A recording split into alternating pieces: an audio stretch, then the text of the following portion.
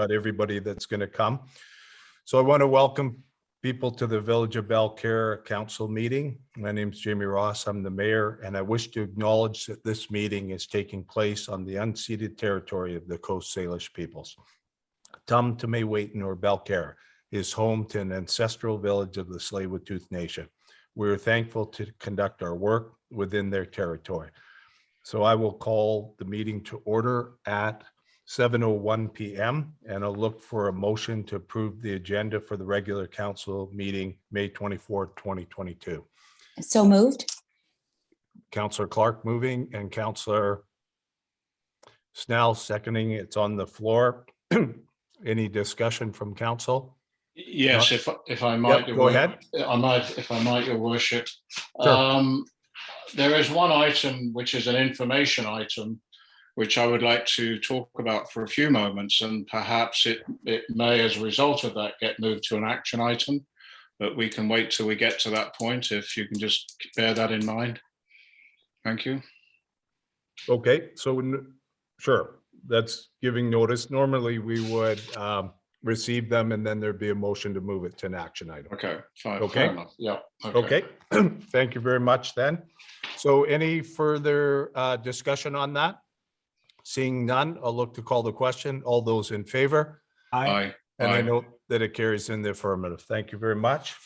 And then for the regular council meeting of May 9th, 2022, I'm just going to read this out. We have an amendment that the minutes from the regular council meeting held May 9th, 2022 be amended by deleting item 10, which read, Dennis Back confirmed that municipal office will be reopening tomorrow, May 10th, 2022, and adding this item under item 7, report from the acting chief administrative officer, and that the minutes from the regular council meeting held May 9th, 2022 be approved as amended.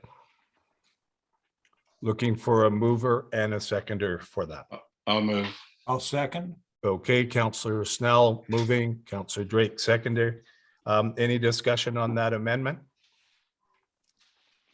So we'll look to call the question. All those in favor, say aye. Aye. Aye. Vote that the amendment carries in the affirmative and that the minutes will be approved as amended, all in one. Correct, Dennis?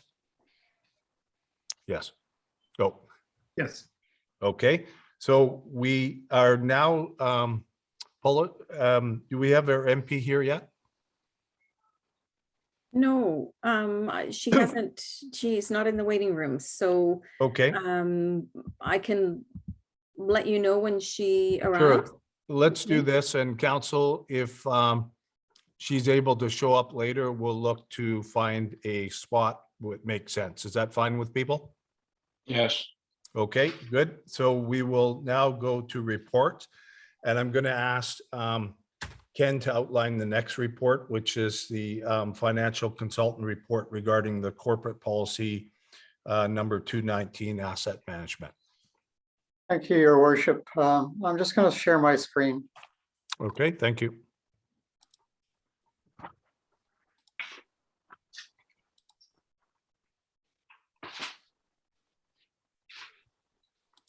Everyone got that? It's there, yeah. Yep, we can see it. Thank you. Or I can. Okay, so the Village of Balcara, of course, has embarked on the Integrated Asset Management Long-Term Financial Plan project, which was partially funded through the FCM grant. And one of the deliverables of the grant is the adoption of an asset management policy, as the FCM recognizes the importance of focusing the organization or organizations on asset management through a policy that will provide overall high-level sight to the goals around asset management. So we have brought forward this policy in light of that, and I'm just going to highlight some things inside the policy. First of all, there is a background section, a purpose section, and then you get into the actual policy itself, which has definitions, and then broad asset management policy statements, some more focused principles, and then it speaks to asset management integration with other plans. And all important, it speaks to the key roles and responsibilities of various levels within the organization. And then it speaks to asset management implementation. So I'm just going to briefly highlight those major sections of the policy.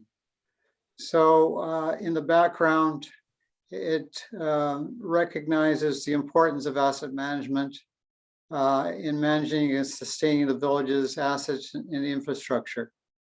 And it's a means of focusing the organization and the community on the importance of asset management.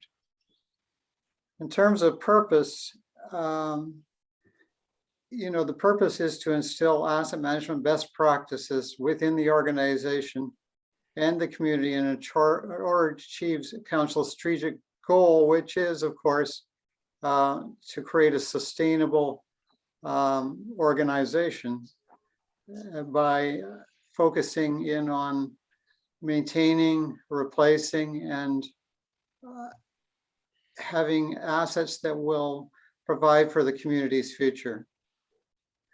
So when we look at some key definitions around asset management, I think some of these probably you're familiar with, but it helps to have them within the policy so that everyone's under the same understanding of what they mean. For example, assets are items which have a physical nature, serve as an economic resource, and provide for the delivery of programs and services. We've probably all heard of asset condition assessment as a process for continuous or periodic inspection, assessment, and measurement of your assets and the condition of those assets.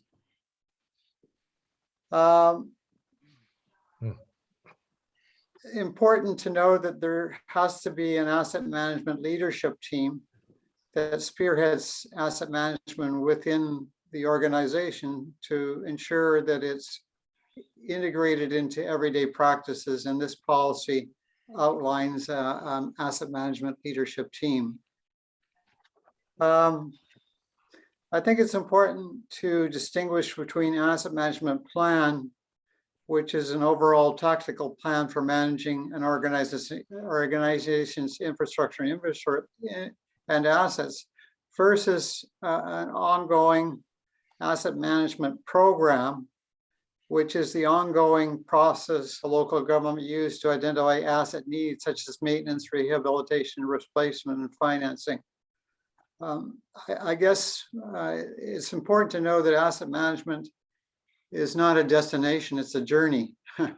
And one has to integrate best practice asset management practices to within the organization. And it's an ongoing process that evolves over time. And just on that note, within council's long-term financial plan, they have allocated an annual amount for asset management within their financial plan as well. So next we get into the general section about asset management policy statements. And these are broad statements to guide the strategic approach to asset management. And they include maintaining and managing its assets, infrastructure at defined and agreed upon service levels, monitoring standards and service levels to ensure they meet and support council's goals and objectives, and as informed by community input, planning financially for the appropriate level of maintenance of assets, developing and maintaining asset infrastructure inventories, adopting risk-based decision-making processes that consider the probability and consequences of asset infrastructure failure, establishing infrastructure replacement strategies, planning for and providing stable long-term funding for maintenance, renewal, and replacement and decommissioning of assets infrastructure, incorporating asset management into organizational plans and studies, and reporting to citizens on the status and performance of work related to the implementation of this asset management policy and related practices. It is important that the entire community understand the importance of asset management and how it fits within council's goals and objectives. In terms of asset management principles,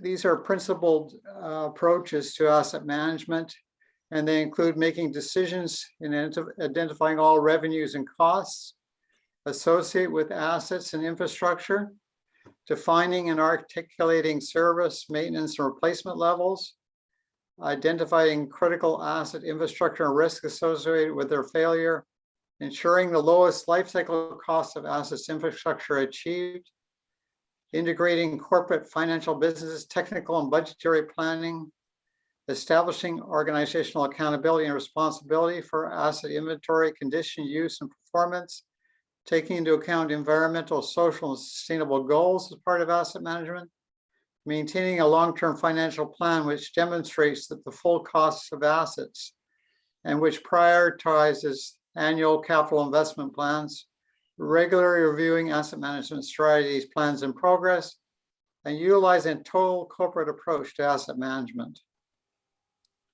So in terms of integration, asset management needs to be considered as part of council's strategic plan, integrated into things like the official community plan, the long-term financial plan, neighborhood plans, and other master plans. So in terms of an asset management leadership team within the organization, this is comprised of the Chief Administrative Officer, the Public Works Emergency Preparedness Coordinator, and the financial consultant, the planning consultant, the engineering consultant as needed to provide some technical support as and when needed. So this is the team that would be spearheading ongoing asset management within the village of Balcara. So all important, according to this policy, the key roles and responsibility for the levels within the organization are for council to communicate the importance of asset management to the community, ensure asset management remains a strategic objective, approve asset management policy plans or related long-term financial plans, and consider asset maintenance and renewal funding requests through the annual financial planning and budgeting process. And then the asset management leadership team would lead the development of corporate asset management strategy, tools, and practices, and oversee their implementation, establish levels of service for council's consideration, advise and assist council on matters related to asset management, and report to residents on the status of the community's assets and infrastructure and the asset management program. In terms of public works and engineering, which is overseen by the Chief Administrative Officer, that level within the organization would ensure stewardship over the organizational community assets, develop and maintain asset management plans for maintenance, rehabilitation, etc., develop and maintain infrastructure strategies, including development and service plans and full life cycle costing principles, assess asset infrastructure conditions and service levels, coordinate maintenance of assets, develop and maintain asset infrastructure inventories, budget for asset infrastructure maintenance, renewal, etc., and provide funding advice and recommendations to the Chief Administrative Officer and Council. In terms of finance, which is also overseen by the Chief Administrative Officer, would assist the Public Works Engineering to meet their defined roles and responsibilities, ensure results from other planning documents are incorporated into asset management plans and related long-term financial plans, and provide funding advice and recommendations to the Chief Administrative Officer and Council. And in terms of implementation, The policy will be implemented by the asset management leadership team using generally accepted asset management best practices and guidelines, including the integration of the asset management program into operational practices throughout the village. So this is the overall policy itself, which we have put forward for council's consideration. And this policy will be referred to and be implemented by the asset management leadership team once approved.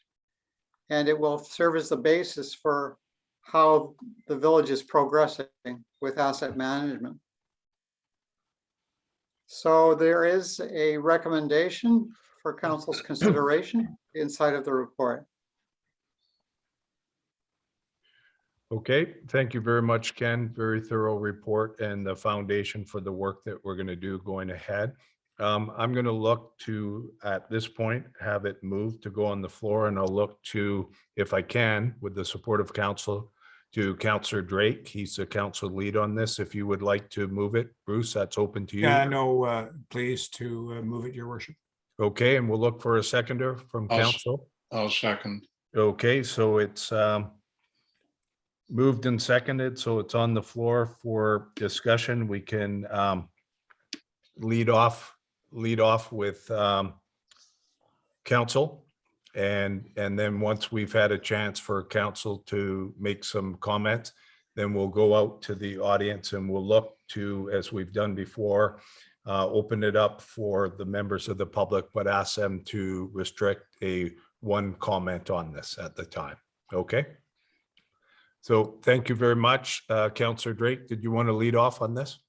Yeah, if I might, thank you. I wanted to Yes. thank Ken for the work. I think it's a very good policy. Of course, the proof will ultimately be in the pudding. The challenge is, of course, to apply these principles. And as you say, Ken, it's a voyage, not a destination. We have, I mean, it just comes to my mind as I read through it, many of the issues that we've wrestled with over the last couple of years are related to this. Yes. And the reality is, when it comes to assets and services, we face some challenges yet in defining the service levels and coming to agreement on that in behalf of the community, and refining the costs of achieving those service levels. And I think just two obvious examples are fire situation, fire flow capacity, and our drainage system, both of which we know we've had a quick look at, but we don't have firm numbers yet, notwithstanding the very positive report we got on long-term capital, which I was very pleased to see. But we need to refine some of these numbers now in order to begin to move forward. So I appreciate it. I'll certainly be supporting this. Okay, thank you very much, Councillor Drake. And Councillor Snell, you're next on the list. Please go ahead. Thank you. Yes, thank you. Extremely thorough, very, very comprehensive. And I think it sort of sets the stage for years to come. I picked up on a comment that in fact, that this was a journey that we were on. And this journey started obviously many weeks ago when the discussion on asset management first came up. Since that time, there has been quite a lot of extensive dialogue with the official community plan. Now, I note that these are corporate policies we're looking at. Then presumably, if there are any major issues that come out of our new OCP that would necessitate the revision of some of these policies, then presumably that can be looked at on an ongoing basis, unlike a bylaw, which seems to be a procedure. Thank you for that. Okay, thank you very much, Councillor Snell. And I'm going to look to Councillor Clark. Go ahead, please. Thank you, Mayor Roz. Well, I'd like to thank all the work by Councillor Drake and Ken on this. Very good document, and I was really looking forward to this. Just want to point out on 3.3, there's a typo there. it should read, taking into account environmental, social, and sustainable goals as part of the asset management. And what it's reading right now, taking into account environmental, social, and sustainability goals. So it's just a small typo. Just wanted to point this out, and thank you again for the report. Very exciting. Okay, thank you very much, Councillor Clark. So I'll hold my comments till we come back from the going out to the audience. So we'll look to thank you to councillors, and we'll look to the audience now to and if we could, we'll look at this point on this subject, one comment from people. And Joe, if you'd like to go ahead, please. Yes, yeah, thank you. Thanks, Dennis, for the document. Very thorough, agreed, and due diligence. And I'm quite sure that, in actual fact, from having read through it, that staff are pretty well compliant with most of this in any case, but it will be developing as it goes along. A couple of points. I really do like the reference in page 2 when it comes to pathways and trails, accessibility, noted, right? And page 2 of the document. So that's number 1. Number 2 is that ESG is sort of, blotted throughout the document, appropriately so, as it should be, social environment, governance, etc. But what's missing a bit to me is the net zero for climate change. And I'm not saying we, I'd certainly support the policy as it is, and not suggesting we change it now, but I think you might want to consider, the net zero, particularly when it comes to a lot of the transportation assets and the pollution issues, and whether we go to EV, etc., whether the generator in the water, Tatlow Trail becomes a gas rather than a diesel, all of those kind of things. So I do think net zero is a little bit missing. But again, I think, a staffer, and I see this goes to OCP, which is very good, because that'll give a whole new dimension for that committee to consider in all they're dealing with. Excellent document to have. It almost falls into the lean concept, the agile concept of having this documentation. I'm confident staff are doing most of it, and I'm confident that it will evolve. It will be a living, breathing document as we go through it. But I do think the budgetary concept is hugely important. Hugely important. The cost of everything we're doing. And I know that we've got people like Ken there who are great at that stuff, and have every confidence they will include it. But I think, particularly when it comes to intergenerational, that we're not burdening the next generation with some of the problems, and that's referenced in the document. So again, for all those reasons, thoroughly supported, and thank you very much. And thank you for the opportunity to speak on it. You're more than welcome. Thank you, Joe. And next I have Brian Hirsch, please. Go ahead. Mayor, I would like to understand, what does oversee mean in the context of the Chief Administrative Officer oversees these various committees? The reason I'm asking is that if there's a difference between the Public Works position and the CAO, what does the council see? What are the checks and balances if there's a difference? Who rules the roost here? That's my question at the moment. The second question, if I allow, 2 questions. What are the out-of-pocket costs to the village for this program? Thanks. Okay. So in terms of your first question, let me see if I can refer that to our acting Chief Administrative Officer right now. In terms of, Brian, I think you raised, what if there's a difference between the Chief Administrative Officer and, say, somewhere in Public Works, correct? Dennis, did you want to have? Well, I guess the way yes, Your Worship, I'll attempt to answer that. I think the way I'd answer that, Your Worship, would be that clearly council is the decision-making body elected by the community. And flowing down from that, your Chief Administrative Officer is your most senior staff member that reports directly to council and takes direction from council. and working with then Public Works, Finance, Engineering, and Planning. That makes up the asset management leadership team. And the CAO is the first among equals, if I can put it that way. But at the Okay. end of the day, I'd like to think of it more of not the CAO necessarily being the superior or the lead employee. It's more, it really is all about working as a team, and also very important that staff work absolutely collaboratively with council, because that's the only way anything is going to happen. Yeah, good. Thank you. And did you want to respond to the question about out-of-pocket cost, if, or Dennis, or? Mr. Hirsch, can I just get you to repeat that part of the question Yes. again for me, please?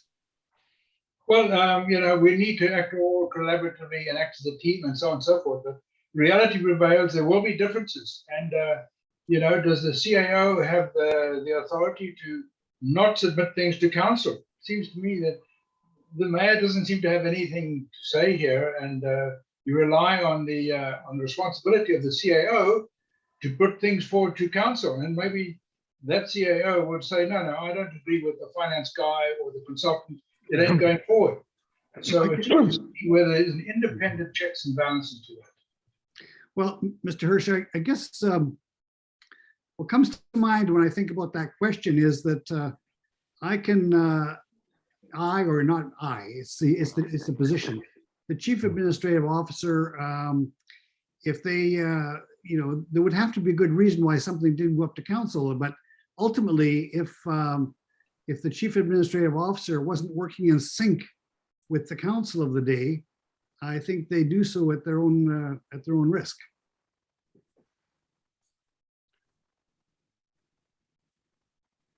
That's where council holds the ultimate authority, is Yeah. they appoint and dismiss the position. So I think they are very much in control.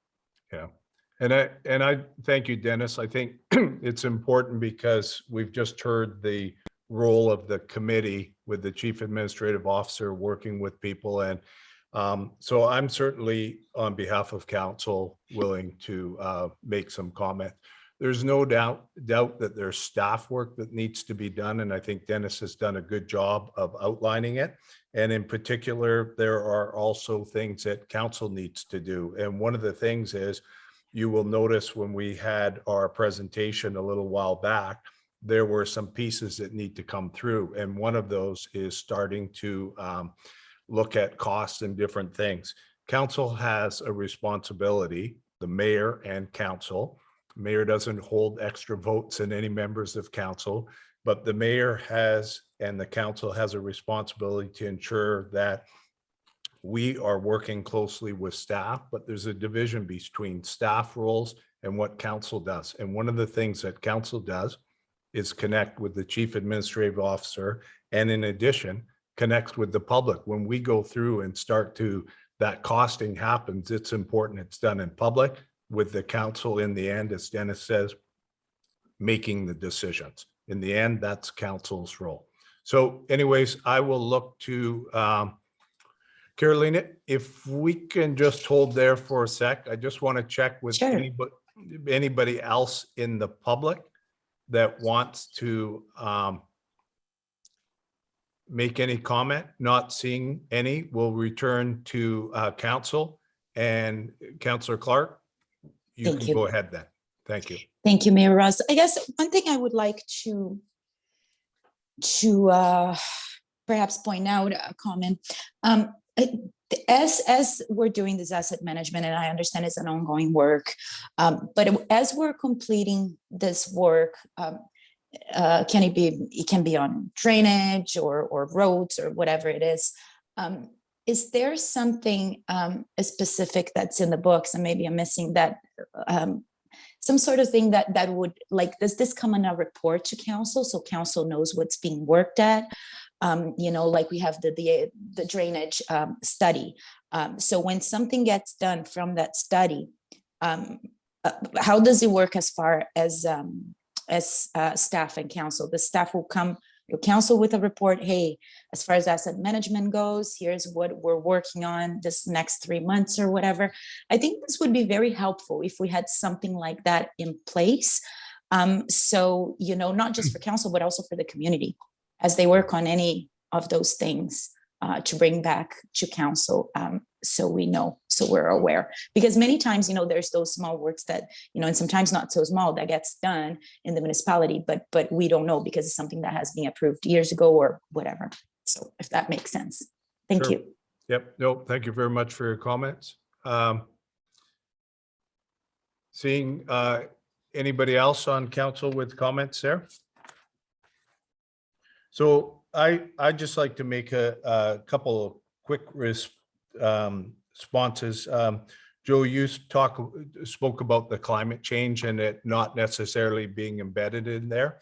And I think the work that our consultant did when he reported talked about resiliency of our assets, in particular in terms of from fire, from earthquakes, and making sure that we're looking forward in terms of that. So I think some of those points are caught in the parts that we'll be looking at as a council. And I think the piece about the journey is when our asset manage consultant spoke about it, he talked about there are, and we will come back to it, but there's some key things that need to come in front of council in the next while. And they're not many, but there's a few, and they will help us move forward on this. So anyways, Councillor Drake. I would just add to that some of these are really matters of council priorities and priority setting, so that, you know, as to which portions of our assets council would like to see looked at or dollar, you know, figures and estimates refined, that would be a business of setting priorities. At the same time as the asset proposals come back, they're going to come back to council anyway. But I mean, if council wants to initiate some or see some take priority, I think that would be its business. And frankly, I would drop the net zero factor into that as well. I mean, in theory, you could have a council that couldn't care less about climate change. I would hope we'd never have one, but if you did, there's no reason you couldn't have long-term capital plans that paid no attention to it. They'd be foolish, but they could do it. And again, it's a priority for council, so I think that's where it would appear. Okay, good. Thank you very much. I'm seeing that we've concluded now with our speakers from council. So seeing no further speakers, I'll look to call the question, and maybe we'll get Dennis, if you can just read the question that we're voting on, please. Yes, Your Worship, it's simply that the corporate policy number 219, Yep. asset management, be approved. Okay, good. Everybody's good with that. So I'll look to call the question. All those in favor, raise your hand, say aye. Aye. Aye, and I note that that's carried unanimously. So thank you very much. And Ken, thank you very much for your thorough work on that. And thank you to councillors in the audience. So we'll now move forward to Lisa Zorn. Welcome. And we're on to 5.2. If you could outline the next report, Lisa. Thank you very much, Your Worship. It's my pleasure to work with your organization again on your general election, having gone through a similar experience through your by-election in last year. And with that by-election, especially conducting a by-election during COVID time, it is become apparent there are a couple little things that could be tweaked. Hence the reason for the two reports that you are seeing before you, the one now with the election and assent voting, and then the public notice bylaw, the one that's following. Needless to say, with COVID, it created a few challenges. We had to work with the province to enact a ministerial order to allow certain things to happen to accommodate conducting election in COVID times. And as such, with those ministerial orders, it became obvious that there are some things that could be tweaked, especially from the province's point of view, because they've changed legislation. And these bylaws, both this one and the one that follows, are in response to those provincial changes. So in the election and assent voting bylaw, we're going to amend the language so that it matches those recent amendments for the Local Government Act, in particular dealing with mail ballot voting. And we're going to simplify the language that's in the provisions, just make it easier to read, and then remove those provisions which only repeat what's already contained in the Local Government Act, aka the default provisions, so that we don't have to go through this again, making those changes. If we had adopted the same wording that's in the province, provincial legislation, should there be a change, consequently, we'd have to go back and amend this, amend the bylaw. So the idea is let's make it as easy as possible so it lasts as long as it can. One thing that is an element to note is that it is necessary for, if council wishes to proceed with adopting this new election and assent voting bylaw, it must be done before July 4th, because there's certain legislative requirements that say it must be done in so many days in advance of the opening of the nomination period, hence the July 4th deadline that's attached to it. So just would like to provide you with that awareness. The major change that is happening in this election bylaw is with regards for mail ballot voting. Previously, the bylaw, which followed what the provincial legislation had said, is that it was limited to those who would have impairments or challenges getting physically to the polling station, or if the person knew that they were not able to vote on any of the other opportunities, being the advance voting or on general voting day, that they could avail themselves to this. There's certainly been a change in flavor in terms of conducting elections, with more and more people wanting that mail ballot voting. So the province, who had issued a lot of ministerial orders saying mail ballot voting for everybody, said, well, let's put that in the legislation and make it mail ballot voting for everybody. So to ensure that your bylaw is in alignment with that, those restrictions to whom it is limited to have been removed. So anyone in the village of Balcara wishing to vote by mail ballot will be able to do so. You just got to let us know so we can get the voting package to you and accommodate that. Another major change will be the number of scrutineers per candidate per ballot box in the voting place. Needs to say, with COVID, we had to restrict it. Your current bylaw says 2 scrutineers per candidate per voting box or per ballot box in the polling place. Well, it could get a little crowded, especially in a general election, if you consider if there are 2 candidates for mayor, say at least a minimum of 5 candidates for council, and then 2 candidates for school trustee. And if everybody's allowed 2 and we have 2 ballot boxes, we may not have enough room for voters, which is not probably what you're looking for, because of course you're holding it in the council chambers and we have to worry about safety. The default is 1 scrutineer per ballot box, per candidate per ballot box, and that's what your bylaw will align with.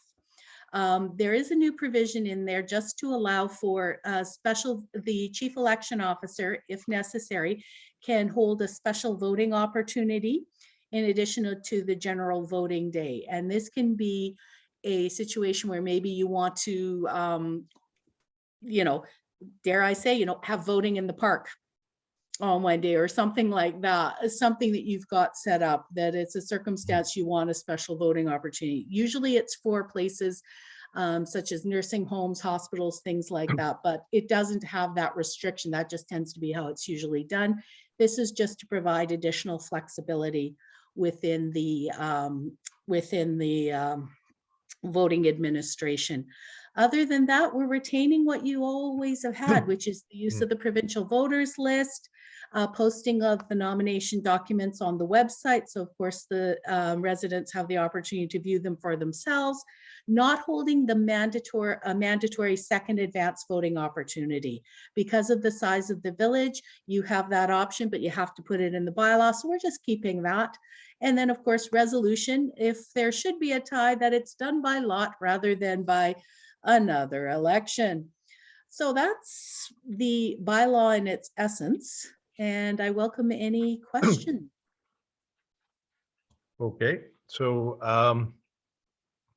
let's go through questions and then we can look at moving the motion. So council?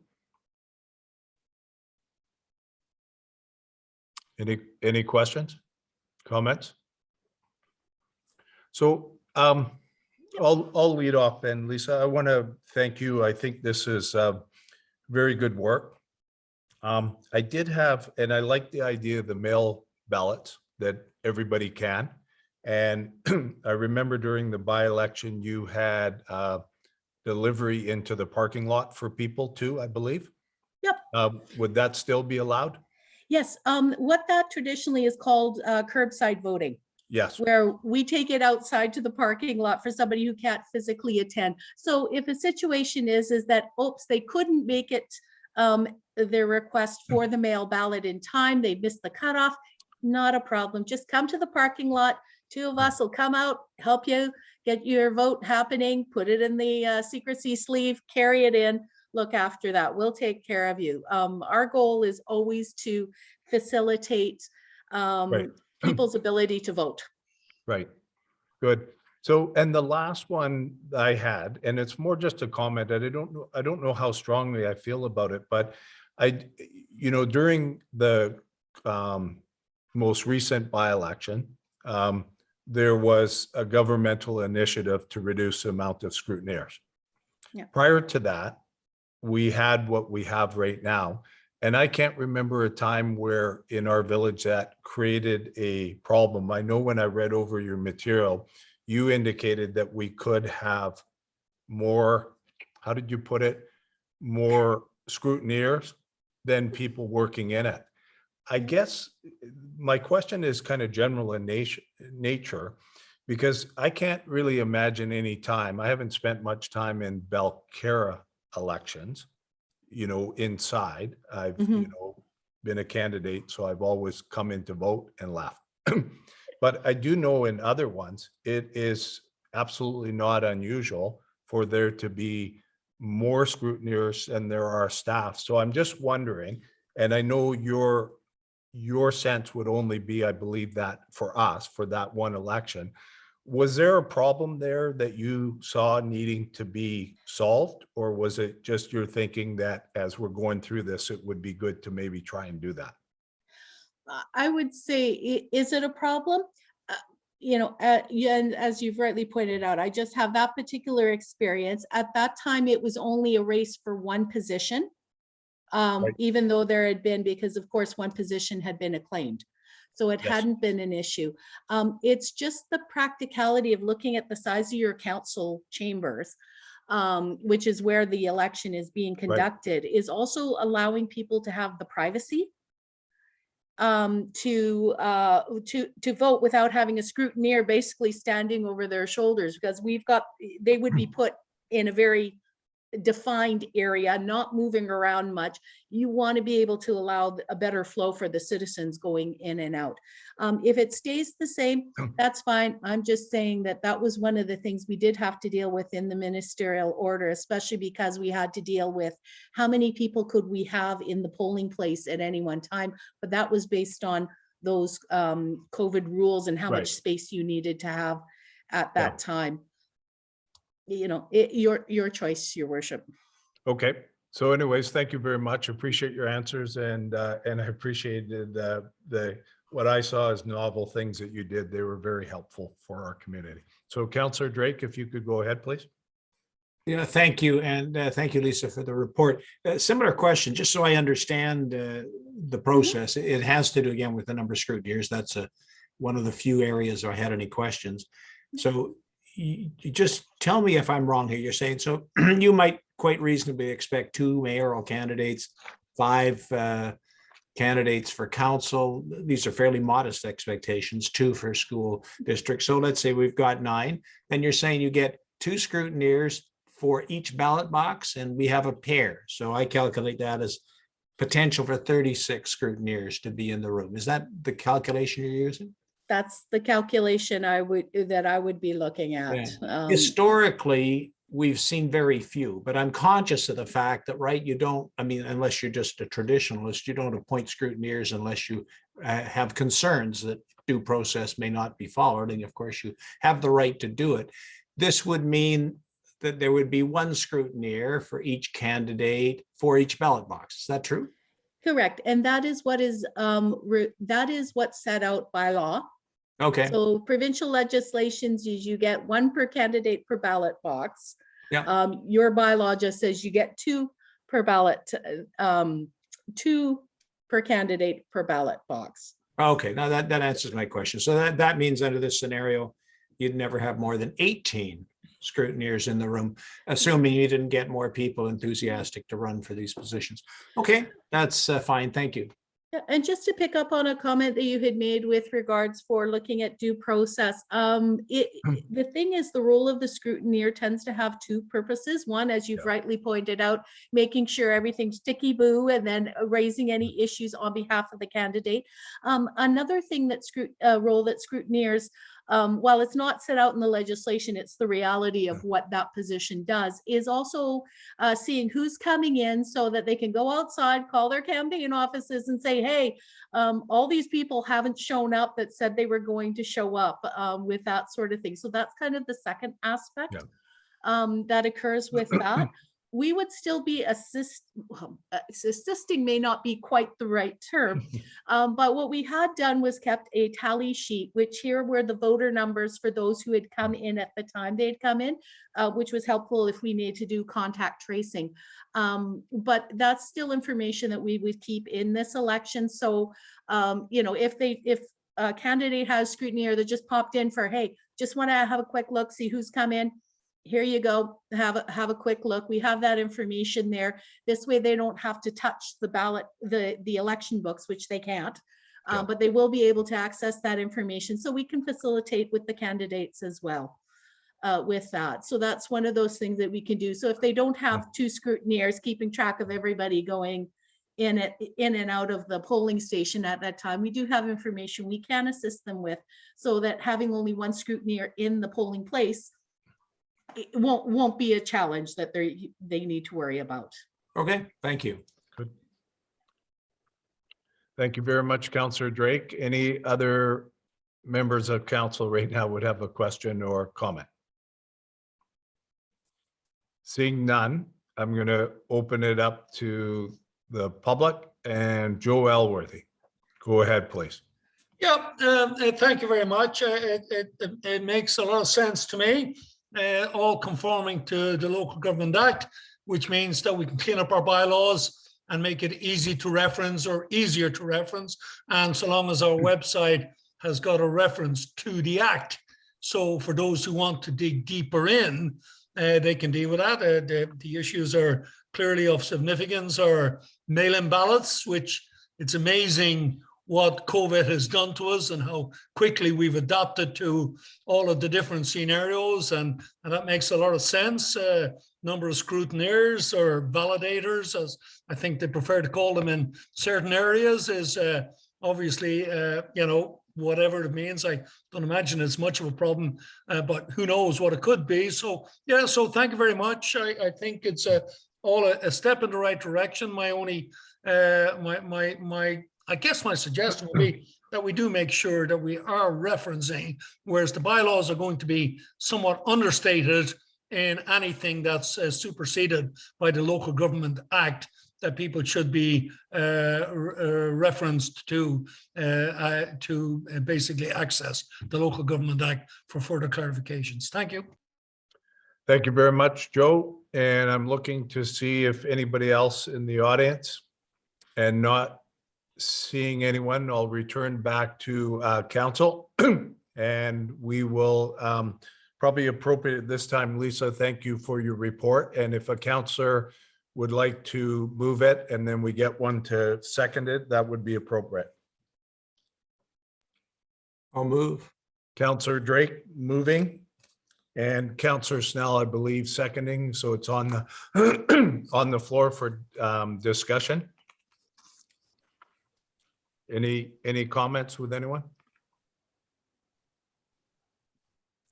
Okay, so I have just one comment. I had a little concern about the scrutineer, but I'm fine with that. And I certainly I don't know. I noticed Bruce was talking about untowards things, so I appreciated Lisa talking. There's that other piece too, because I think it sometimes can be people are concerned about the process, but often they believe that being in there with the scrutineer actually gives confidence. And then I think, Lisa, you spoke to what many people do is it actually is a way for candidates to try and get their people out. So I thought that was a very practical thing. So I'm definitely in support of this. And any other members of council that would like to speak? Okay, not seeing any. We'll look to regarding election and assent voting bylaw number 601, 2022. All those in favor? Aye. Aye. Right. And I note that it carries in the affirmative. So thank you. And we will now, Lisa, we get to go to 5.3 and the public notice one. So if you will go do the same thing again, if you'd like to cover that, and then we can look to have some discussion and then move out to the audience. So go ahead, please, Lisa. Thank you. Thank you, Your Worship. Again, like I said, the province's experience and local government's experiences dealing with elections and communications with the public certainly was highlighted during the COVID time, and the ministry found fit to address a major concern which has been happening with, at least from a corporate officer point of view, for a long time, and is dealing with the need to do official legal notices, or we'll call them public notices, as required by the legislation, limiting it only to in newspapers. As the evolution of things have happened, local papers are not necessarily publishing as often as they used to, where it was a lot easier to comply with that if they published, several editions during the week. Many have reduced the number of publications that they have. Some communities in the province have lost their local papers. So consequently, it's been quite the challenge. And especially dealing with mandated deadlines, which say thou shalt put the notice in by this point.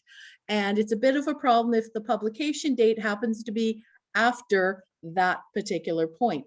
This was a bit of an issue for us when we were dealing with the by-election. And again, tying in as part of that ministerial order is that council had passed a resolution that says, well, in addition to the newspaper, these were the, we'll put it on the website, we will send it out through the residents notification, and then posting it on the bus shelters and at ward. So this was a mechanism that was being used to help deal with that particular issue. For us to be able to use this this particular mechanism or this bylaw needs to say it's kind of going along with the election and assent voting bylaw in terms of having it passed before the roller coaster ride known as local government elections begin. But this will be used actually for all of your public notices. So for your public hearings, any other notice that's required to be put out in the legislation, this is the mechanism that you're going to use. Now, the four methods that are there are posting in the news or placing an ad in the newspaper, but you'll only have to place one. You can place more if you want, but one mandatory in there. And then using the existing mechanisms that you've used informally, which are posting at the various bus shelters and the waste and recycling depot, posting the notice on the village website, and including it in the resident/owner email notification. You're already using these mechanisms. All we're doing is making it official, that these are a way of providing official notice to the residents. And we've gone through, if you go through the report, there were specific principles that needed to be addressed. That was part of what the ministry put in place, were regulations that said you're going to consider, are the mechanisms you're suggesting reliable, suitable for providing notices, and accessible. There is a chart within the report, and we've gone through that to make sure that what the four mechanisms that are suggested will meet those principles. And the thing is, this isn't anything new. You're already doing it. You're just making it the official way of providing notice. Right. With that. And as I said before, while it's going to be very helpful for us in the election, it will be new way of going forward for all of the public notices that you're doing. As I said, you're already doing it, so this just makes it official. Okay, good. Thank you very much then. So let's start with council. Any questions? I see Councillor Snell. Go ahead, please. Yes, thank you. It's all very straightforward. Things have changed in the last year or two. Where does social media fit into all of this? And I'm thinking in particular, we have a Balcara Together website. I see you nodding. You've obviously seen it. It has quite a following, and the moderator of that particular Facebook page is very supportive of bona fide notices that are of public interest. It's not a political website. It's not a political page at all. There's nothing that goes on it that isn't freely available elsewhere. It's just really jogging the arm of them, jogging the memory of those people that do it. It does have an audience of over 200 people that get the information pretty quickly. So just a comment on that one, please. Thank you. There's nothing to stop you still from using social media. The concern is that these are the official ways in which you will do that. If you miss it, we mess up, it's a problem. Whereas we were keeping it to mechanisms that are fully within the control of the organization. So you don't have to worry. While you may have a moderator right now who's very supportive, what should happen in the future if the person's not so supportive and says, no, I'm not putting that up there. And you've made that is an official way of doing it. You still have at every opportunity to provide all the unofficial notices that you want. All this is saying that is like, yep, this is the official notice. Yes, we could take it to the bank. So that if anyone asks, did you follow procedure? The procedure is, the bylaw says, these are the 4 places we put it. We have done so. It is covered off so that nobody can challenge the adequacy of the notice. But all other mechanisms, for example, if you needed to do a mail drop, for example, you can still do that. It's just not a mandated mechanism as it is set out in this bylaw. Yeah, thank you. I would anticipate that it would only be used to draw people's attention to the official notifications. Yep, no problem. Thank you. Thank you, Councillor Snell. Councillor Drake, go ahead, please. Yeah, thank you. And thank you to Councillor Snell for raising that. Mine is somewhat similar, Lisa, because with an administrative background, I tend to see where can we possibly screw up with this. And the way you can screw up with this one, it seems to me, and I'm stretching for it, but if I look at posting at the bus shelter or ward, we need to post it there once. Let's say someone rather unpleasant rips everything down 5 minutes after you've posted it. As far as I'm concerned, you've posted it. You might get asked to show that you posted it, but you don't have to guarantee it stays there for the duration. And I see in your summary, it says for duration of time frame. Well, it might be nice if staff know that it's missing and they replace it so it can be torn down again. But I wouldn't want to be in a position where that alone constituted a failure on our part. So are we obliged to police a site like that is available for someone to remove a notice we put up? If you have any, my suggestion is if you have any concerns about that, then remove that section. All you are required to do is have 2 means. So you could have the situation where if you just want to say, we'll post it in the newspaper and we'll post it on the website and that be that, not a problem. I have personally, I'm quite happy to also send the email out. I rather like John's suggestion, but the email I can see is formal that if you want to be sure you get these, sign up for it. But the rest to me are, we'll probably do them, but they're not, I wouldn't want them to be a measure of whether we'd formally met the requirement. So personally, I would pull the posting at the bus shelter and ward as a formal notification. I'd still do it. Well, then what I would recommend, if that is the concern, that when you're proceeding with this, is that when you give the bylaw first reading, as is, at second reading, someone put forward an amendment to strike out 3D, the posting of the notice of the bus shelter and the waste recycling depot in the village.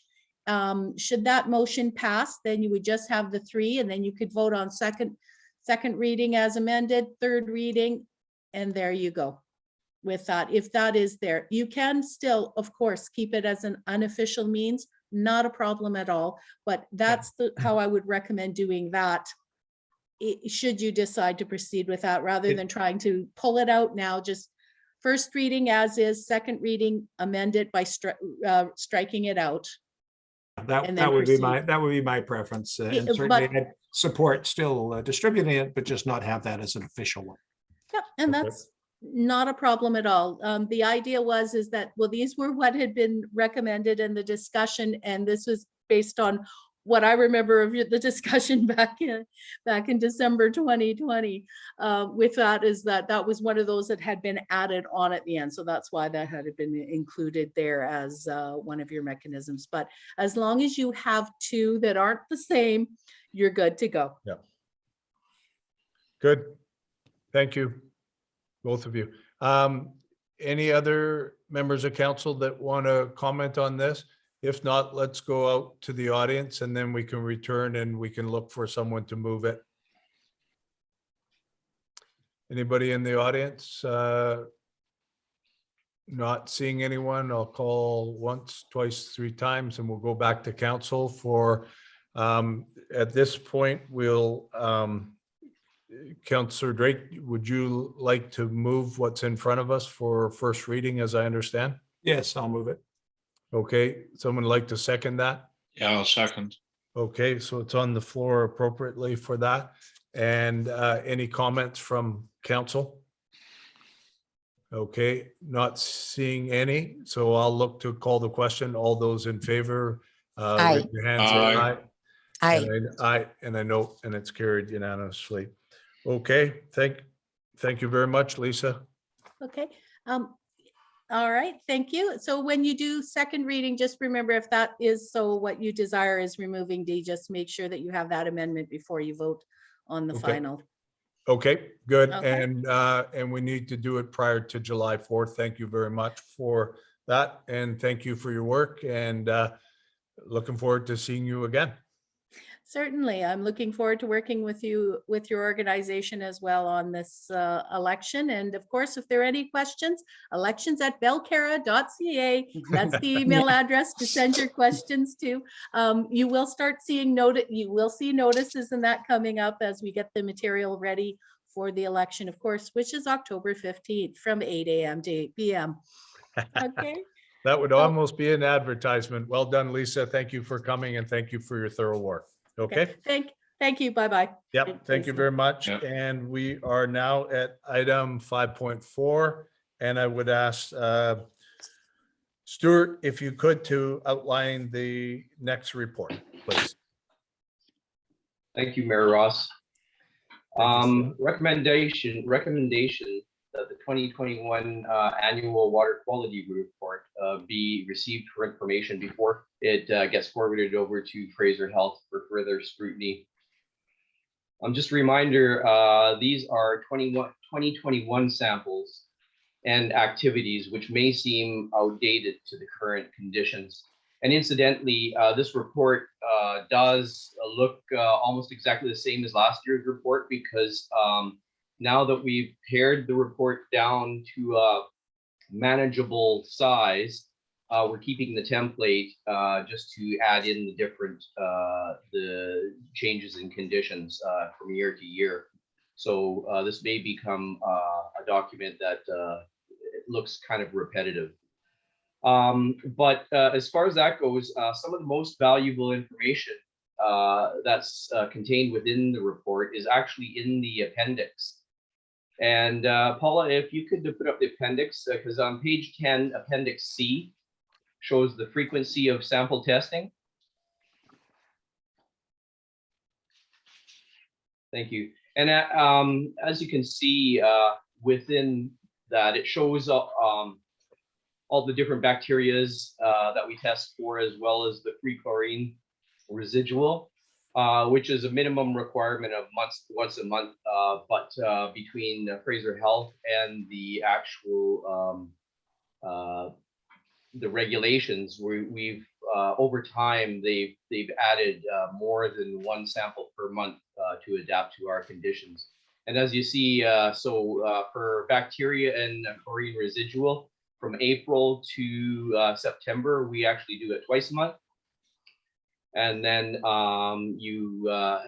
in addition to all that, we have quarterly for the residual byproducts of the chlorination. That's quarterly, and then twice a year for the metals linked lead and zinc.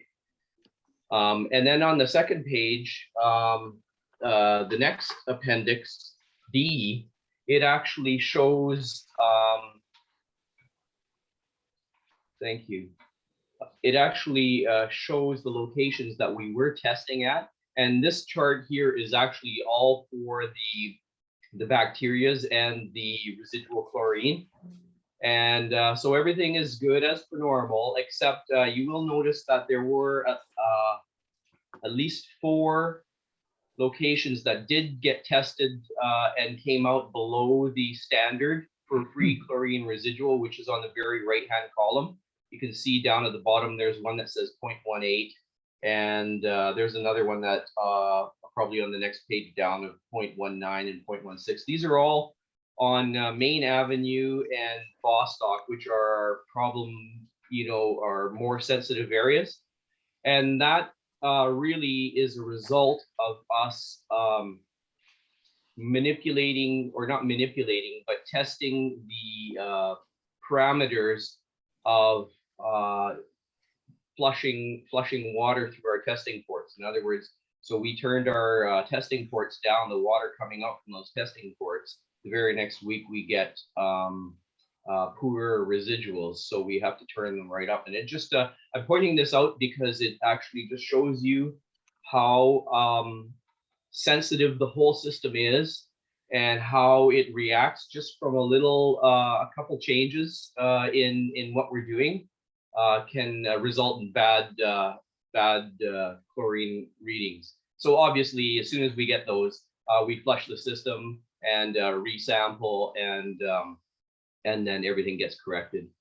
Thank you, Paul. If you could take the chart down now.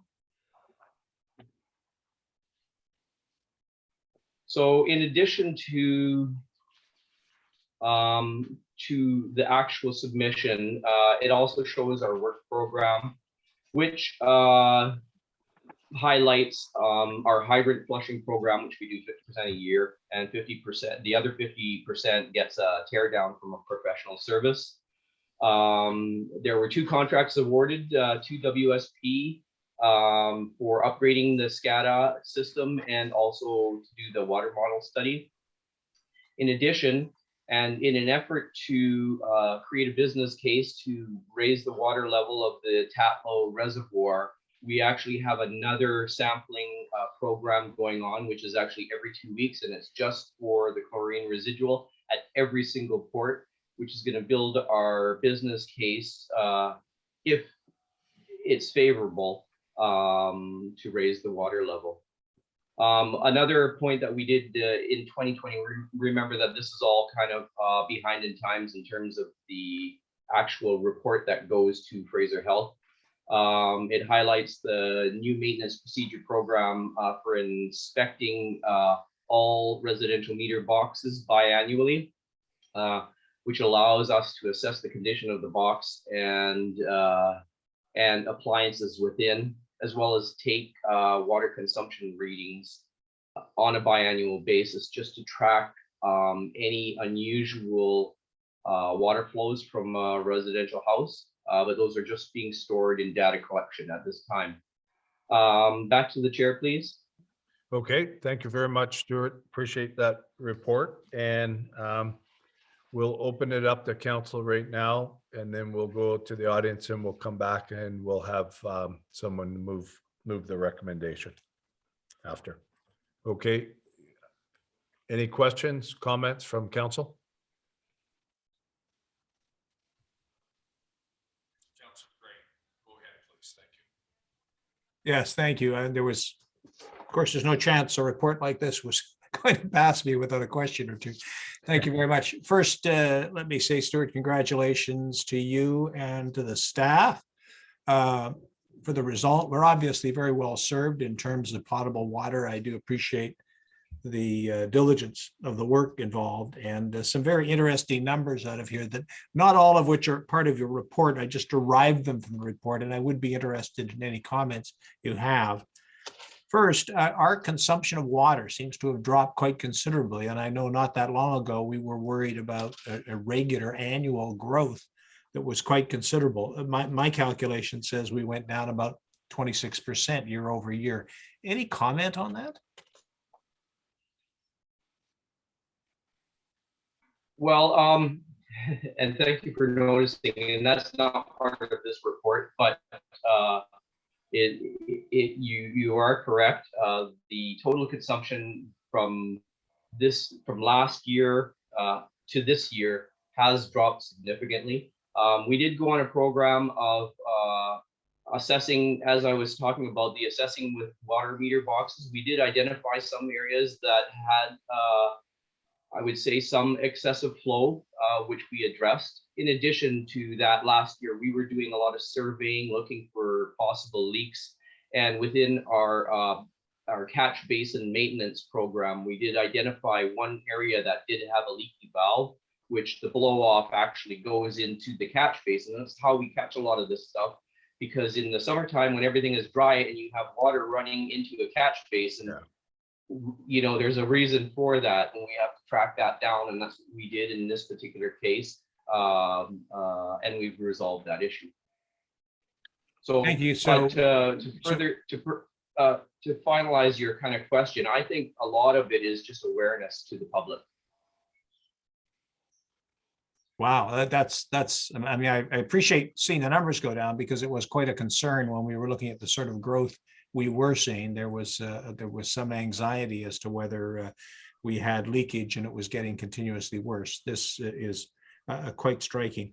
When I run the numbers, just a few other quick comments, and again, not the purpose of this report, but they are right there and tempting to have a look at. First, my calculation is that 6.5% of the water is being used by the parks at the moment, which isn't a huge amount of the water. It's probably not as much as I would have anticipated from them. Does that surprise you, or is that about what you were expecting, Stuart, or had you even given some thought to that? Well, yes, I certainly give it some thought, and we do take separate readings, and that's probably where you're getting some of that data from. And it does seem to be, I anticipate more and more water being used from that source. So, you know, that leads to further questions that council will have to consider later on down the road as to the charges and the prices and how things are being charged for.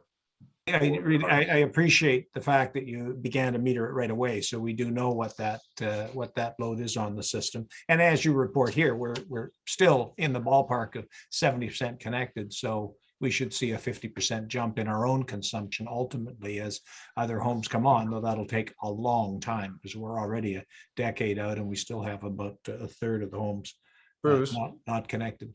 Bruce, if I could right now, we're going to try and check if we've got other counselors with questions, and then we'll go to the audience. When we come back, there's a time for like another question from you for sure. Does that make sense? Yeah, that's Is that fine. okay? Okay, so anybody on council right now has a question? Okay, so we'll go out to the audience, and I notice, I believe, okay, I'm seeing the finger, so I'm pointing to Jim. Go ahead. Thanks, Sherry. Yeah, it's Jim. Quick one, Stuart, are we down to, what is the kind of average consumption, daily use for the village consumption? Is it below 4 to 6 liters per second?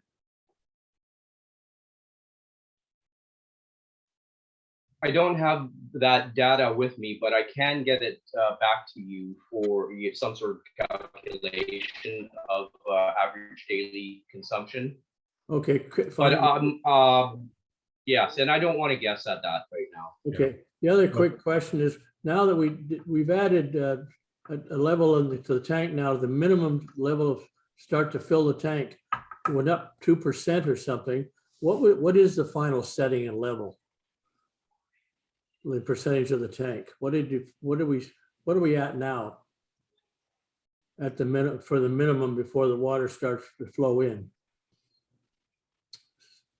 Right now, our low level is set at 64%. Okay, that's what I want to know. That's fine. Thank you. Okay, thanks very much. And we'll go to Joe Elworthy, please. Yeah, thank you. Good report, very interesting.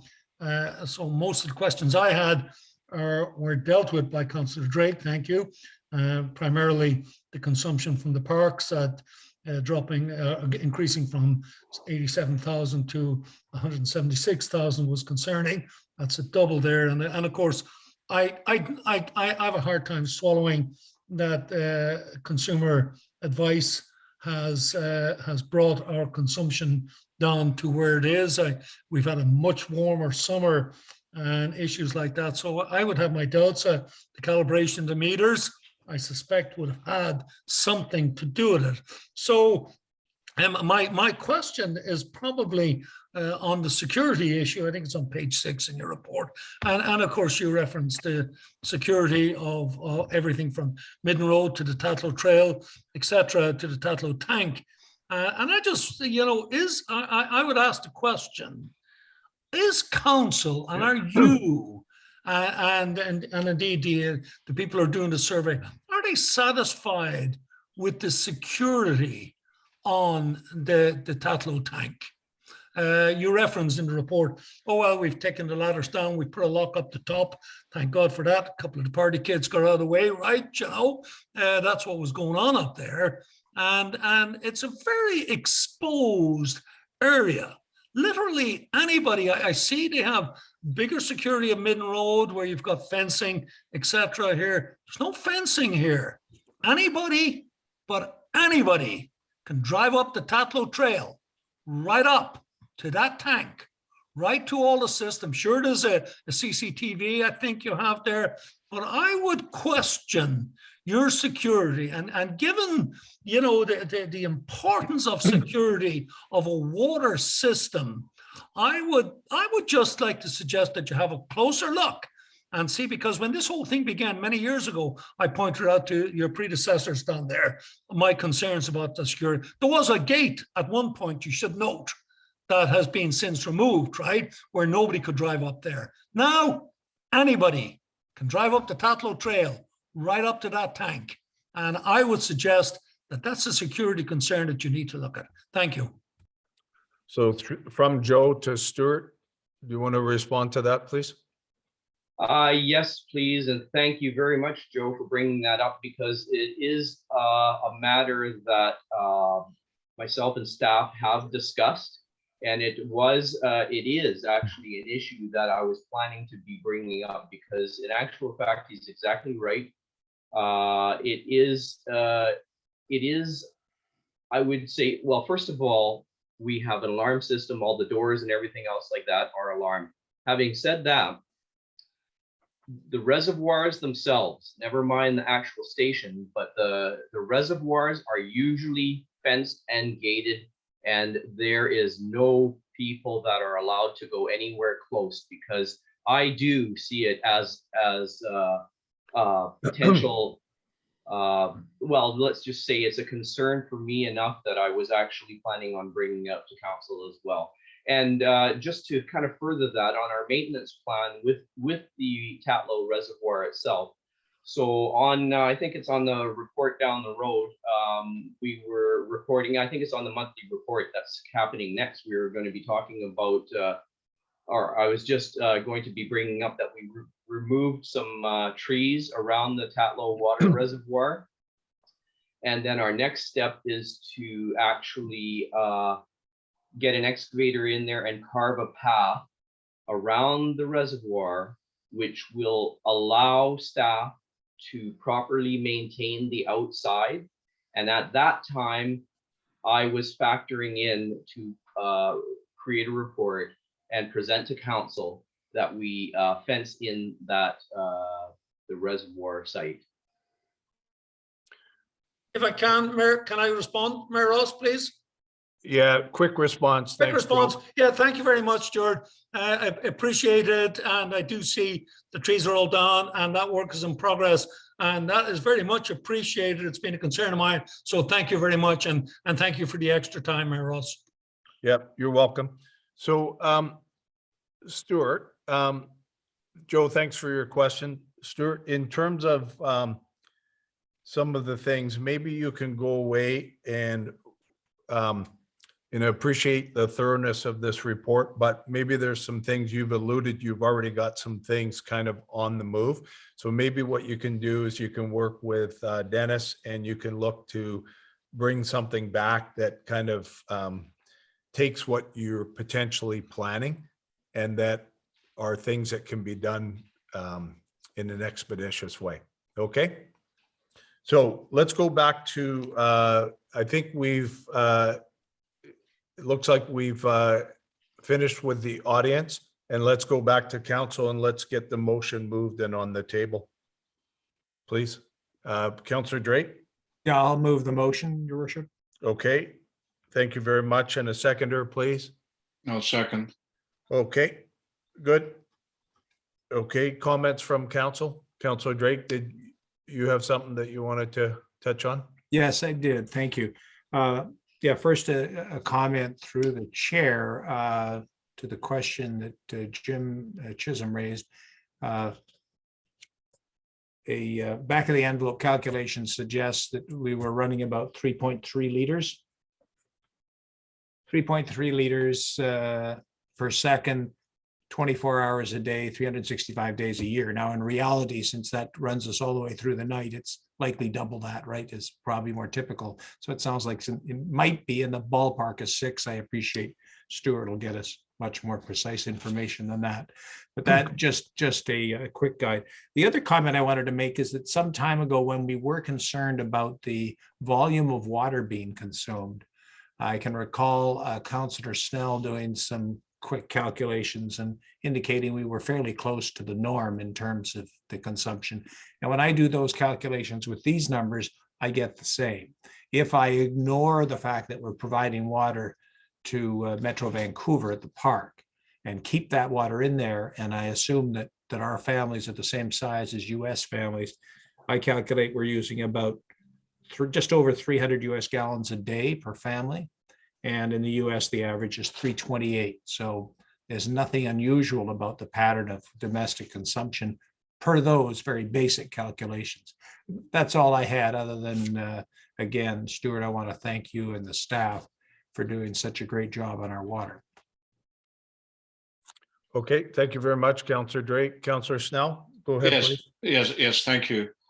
Just following on what Councillor Drake said, yes, our consumption is absolutely in line with what is considered the North American average.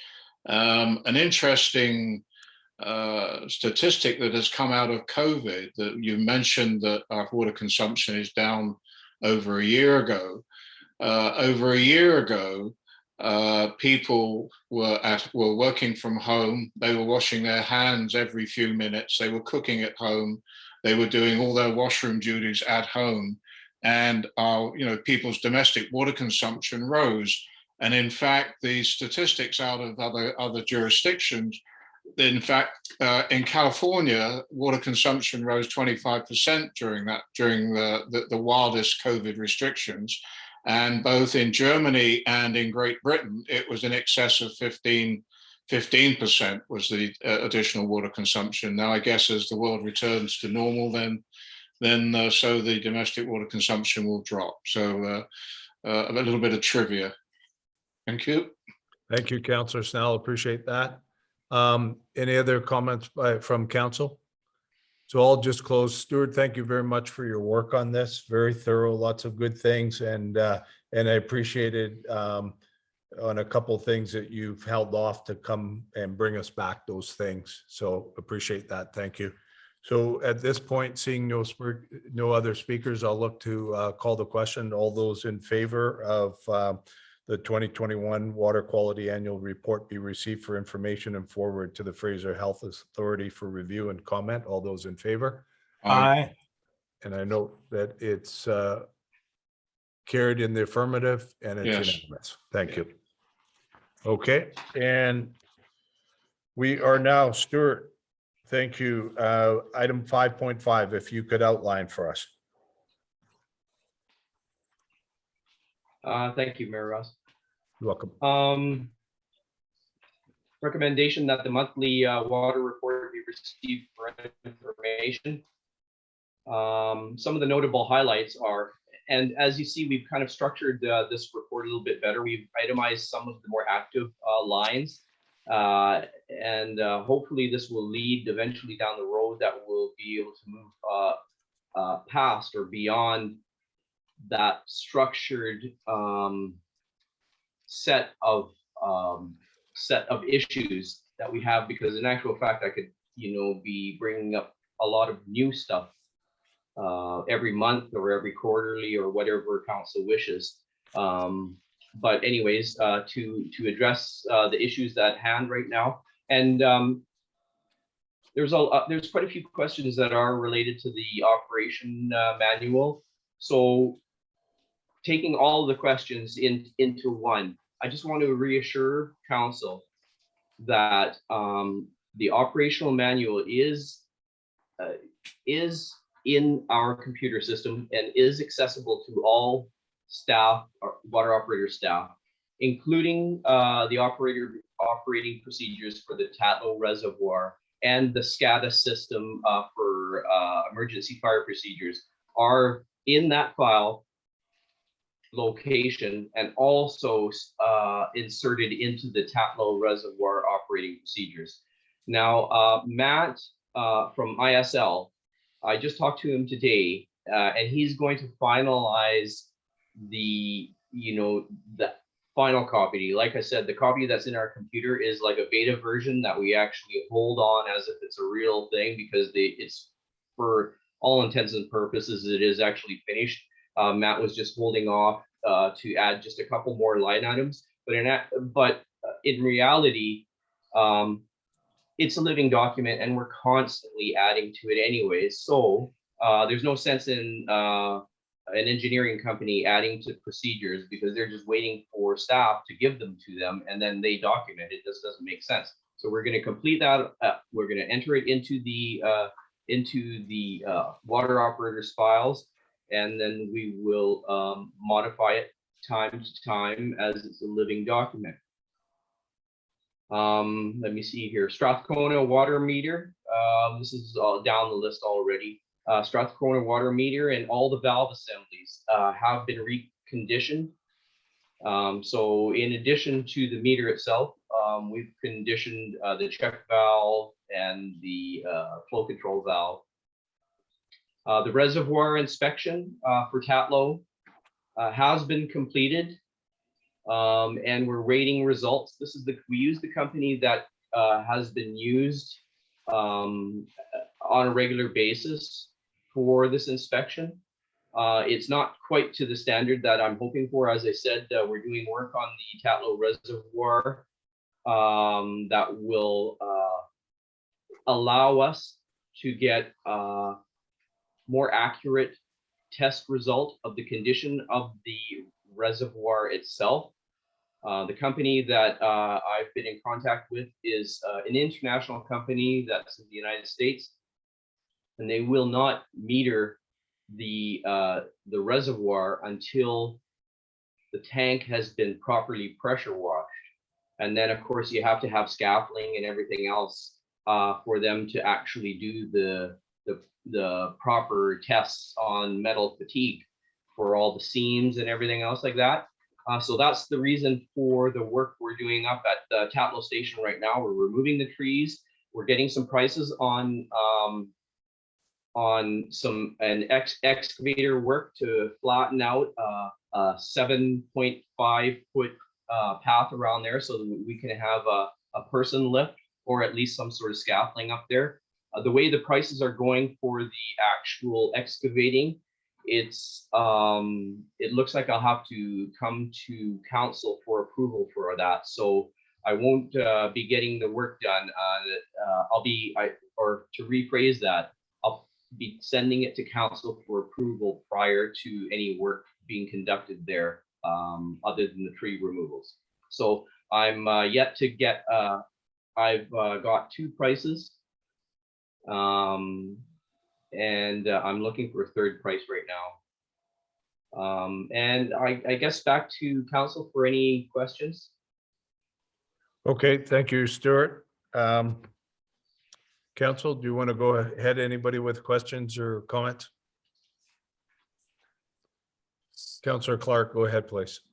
Thank you, Mayor Ross. I'd just like to thank Stuart and all staff for the work that's going on here. Yeah, some great reports in front of us today. Thank you. And Stuart, I really appreciate the explanation on top of the report, the more detailed explanation. So thank you. Okay, thank you, Councillor Clark. Councillor Drake. Yes, thank you very much. A couple of questions. Yeah, I like the overlay as well, Stuart. The other one, we just have to get all of them completed and we can throw it away, but I can see you're making progress anyway. So that coming back to the covering page, the first question I had was, did we resolve the issue with respect to North Vancouver? So you say that the meters and assemblies have been reconditioned in North Vancouver. Are the readings now the same on both sides of the pipe? Through the chair to Stuart, please. Yes, thank you. We're right now, we're just doing some fine detail kind of work. We're adjusting some of the parameters on the new machinery, let's say. And we're working with ISL, or not ISL, WSP. They're directly working with us on that. So it's through guidance that we're getting this done. Okay, so we don't know yet that they're matched, but that's obviously our goal. To be more specific, they do match. There's just a couple points out. You know, it's no big deal. It's not causing any problems. Before it was actually triggering the flow control valve to actually shut down. Okay, and we're past that problem, but in any event, we're waiting to get to the point where we know how close. I appreciate they don't have to be absolute match, but it'd be nice to see them very close. Okay, thank you, Councillor Drake. Anybody else on council with a question?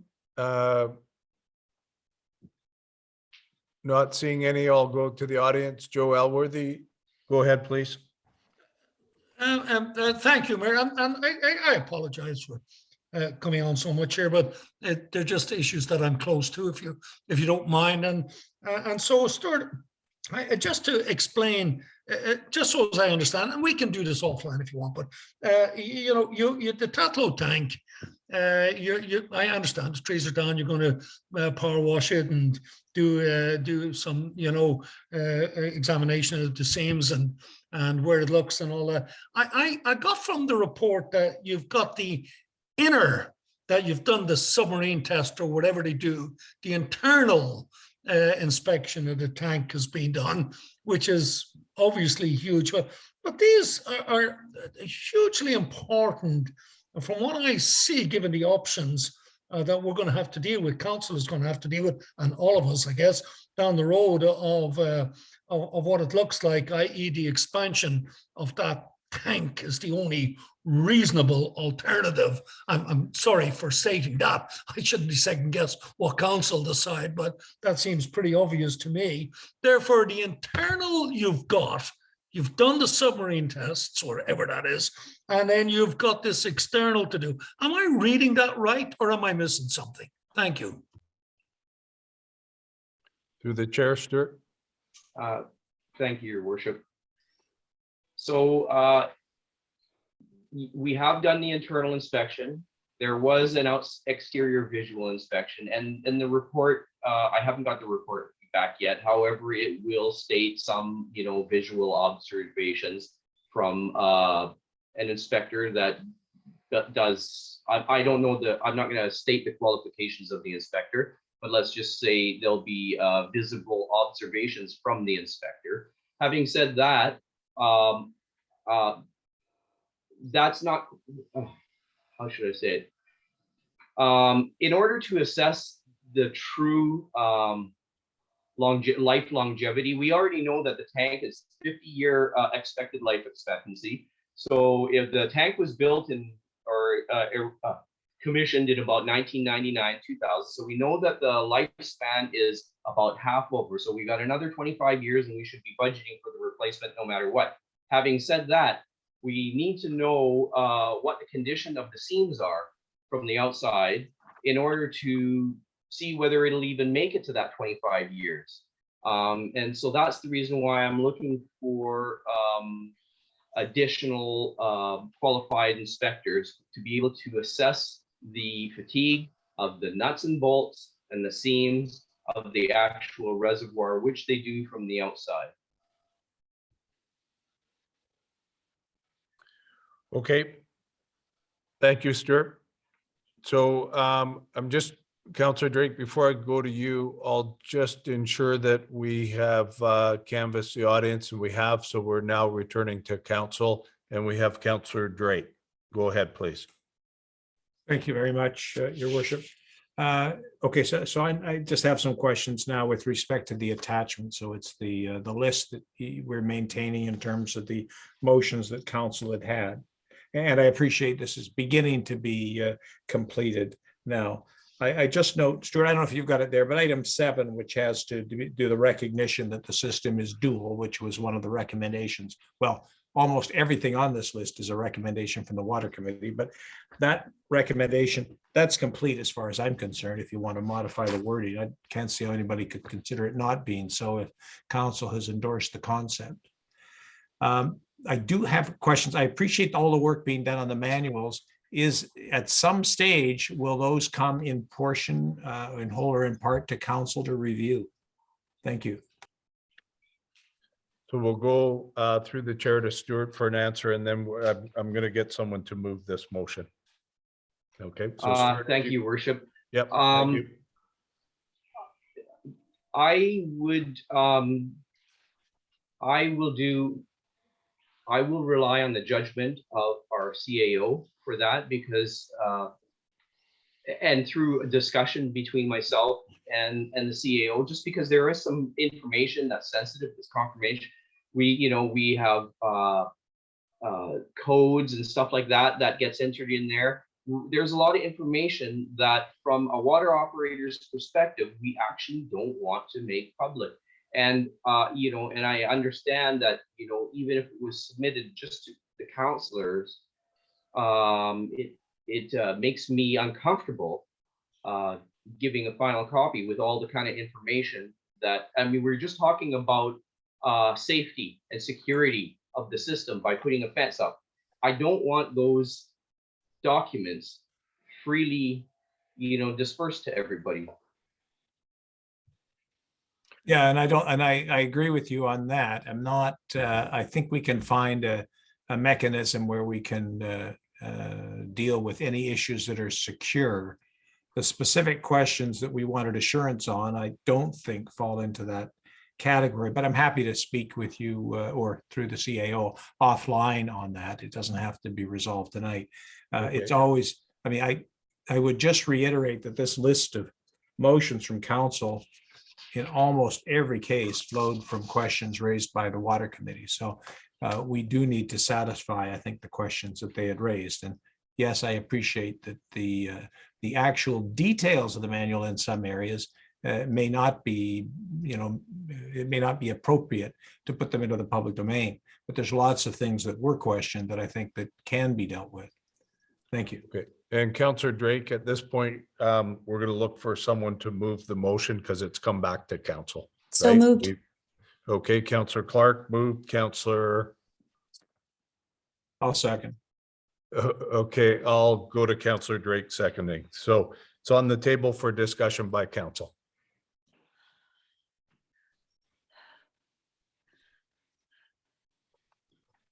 Any just, Bruce, did,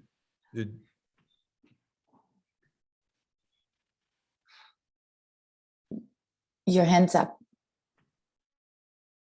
Yes, thank you. Sorry, yeah, I did have one or two more, if I might. I've got one or two more notes that I've made in going through the list. okay, why don't you do one and then let's go around to others and come back for your second one, okay? That's fine, yeah. Okay, With respect to the meter reading, I appreciate that is taking place, and now I'm looking at item 15. So do you anticipate at some stage, and I gather you've just begun doing this, if we just had 2 readings now, Stuart, at this point in terms of the meters within the village, and we're going on for our 3rd in this year, is that fair? through the I chair. believe to that's Stuart. correct, yes. Okay, so at some point will there be a report to council indicating any novel information that comes out of that consumption information through the chair? Through the chair. So I know that that there was a concern or a desire for council to be able to measure the meters with the incoming water. You have to realize that we blow off thousands of liters every year on hydrant maintenance. We Yeah. flush every hydrant. We do extensive hydrant flushing. We flush the Tatlow Reservoir, and that literally blows off thousands and thousands of liters. And so you're never going to get a proper kind of a measurement that matches the flow coming into the village. However, for myself, what it does allow me to do is monitor very high consumption residents, and that eventually can be put into a report, even if we don't point out, any specific resident address. We can give you some of the, the high usages and what the average uses are. So yes, it's always valuable having that information. It helps staff quite a bit for determining a lot of things. If I might, just one comment before we move on, Your Worship. Yep, go ahead. I have no difficulty with that. The reality is, as we discussed earlier, about 7% of our water is going to Metro. So, and notwithstanding that, and the fact that staff quite wisely have to bleed water to keep our chlorine levels within the safe zone, we're still using less. As I said earlier, our per capita use appears to be lower than US average. So I think we all appreciate that even if we got all those numbers, sure, there may be 10, 15, 20% more water being used than we can account for, but we would then know where it was going. We would know it was likely not leaking, but rather being used to vent the lines and do work on the hydrants. So thank you very much. Okay, and I'll look to see anybody else on council. Seeing none right at this point, I'd like to just add to that. I think as a follow-up to Councillor Drake's, I mean, the piece for me is when Stuart, you identify some high consumption and some residences, and the fact that we by necessity are blowing off a lot of water so that we're not going to match up. I guess the point, and I don't know if it was what Councillor Drake was saying, but I think that coming to council gives them the ability to look at some data and some decision points.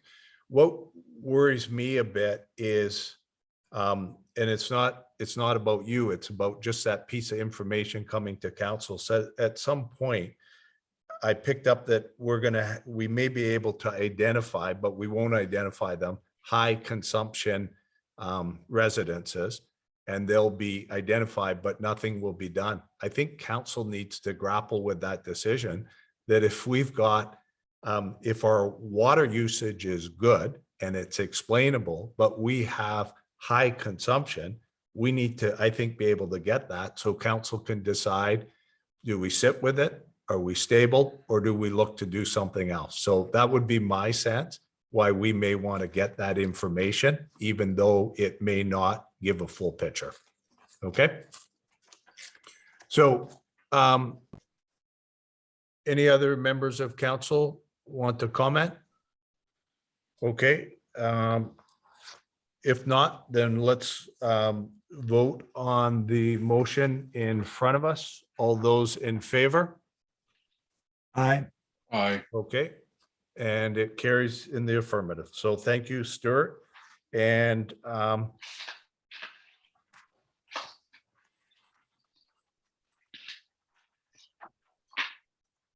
then you've got one more, correct, Stuart? Let me just get to that.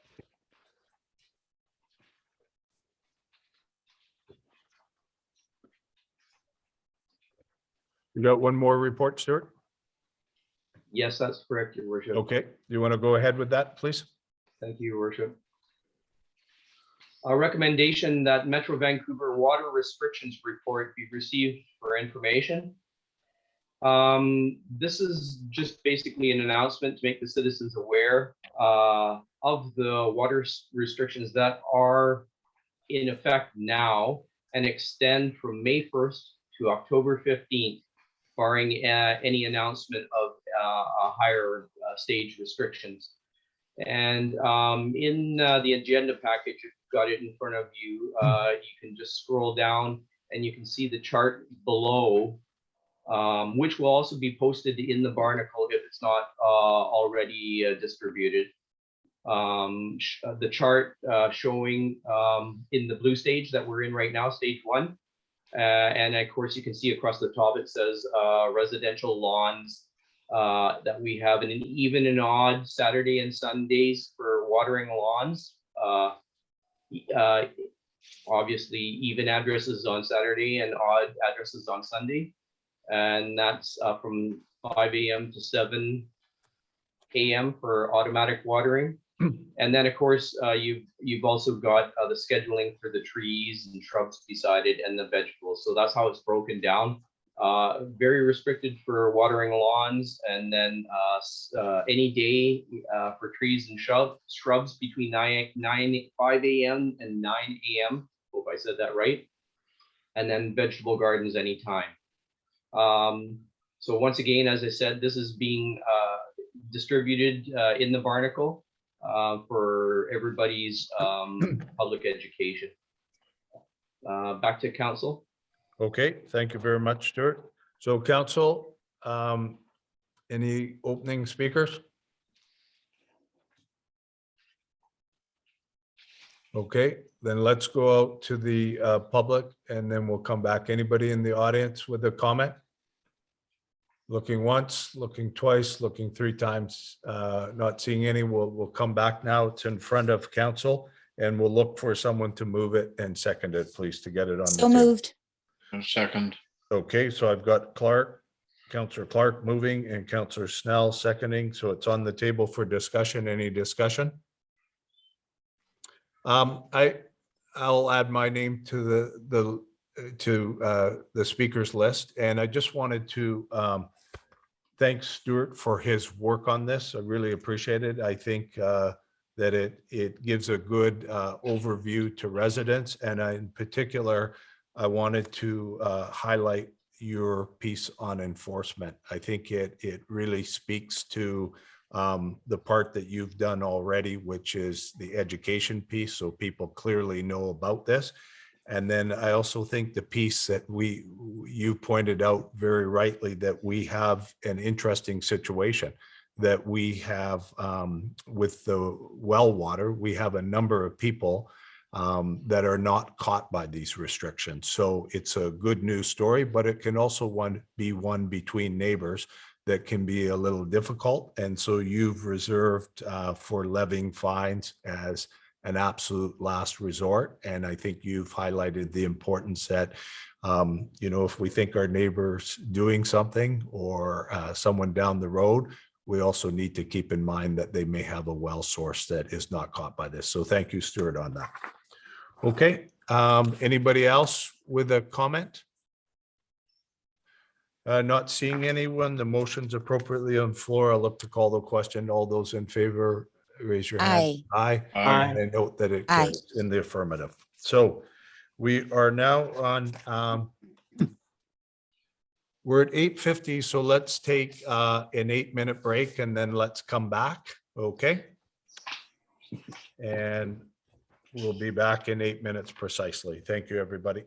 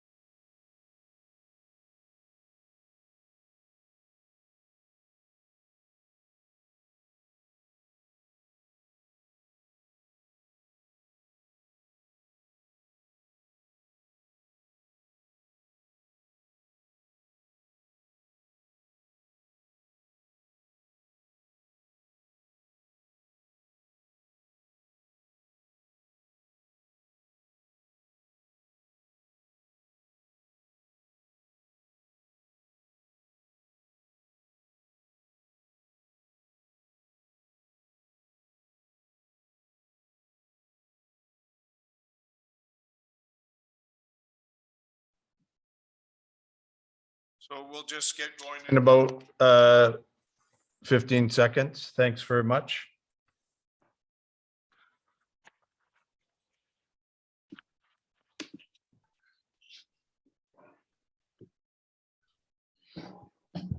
Okay, thanks, everybody. I have the mayor's report, and then there may be reports from the project leads. I know there is one for sure.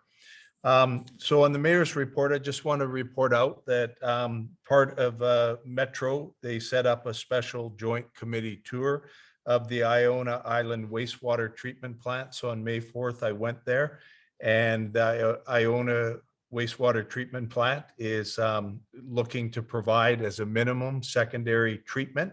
And it's also set up to demonstrate Metro Vancouver's vision and commitment to sustainability by determining viable options for resource recovery. It's fascinating what they're doing. And they're also looking at integrating the facility into the surrounding community and Iona Beach Regional Park. It's actually amazing what they're doing and what they do with the residue from the plant. So I just wanted to share that with you. And then last week, I had the pleasure of attending the Home Builders Association of Vancouver, the Legends of Housing. It was municipal government night, and I joined many of the mayors, and in particular, Lisa Wilder came and joined with me, and we sat with one of the house builders, and it was amazing to connect with them and hear the wonderful things they're doing. And in particular, I was very impressed with the things they're doing to recruit and retain. And they had two incredible women at the table who are just were real assets for that company. And Lisa and I enjoyed the ability to get to know them, and obviously the CEO. So you'll note that the final item on is the Hike for Hospice, the Port Moody Civic Center, May 29th, 2022 at 9:30 a.m. this Sunday. And the hospice had asked us if we could help to advertise that.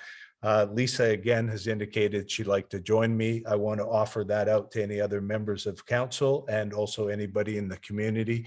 The hospice serves a real very good function for us. And it's interesting how many times people talk to me as a mayor and someone just about, this is what happened for me with the hospice. And you'll note in our correspondence tonight, there's a lovely note that acknowledges the work that this council has done in our community. So I just wanted to finish with that. If there's any questions, I'd be pleased to take them.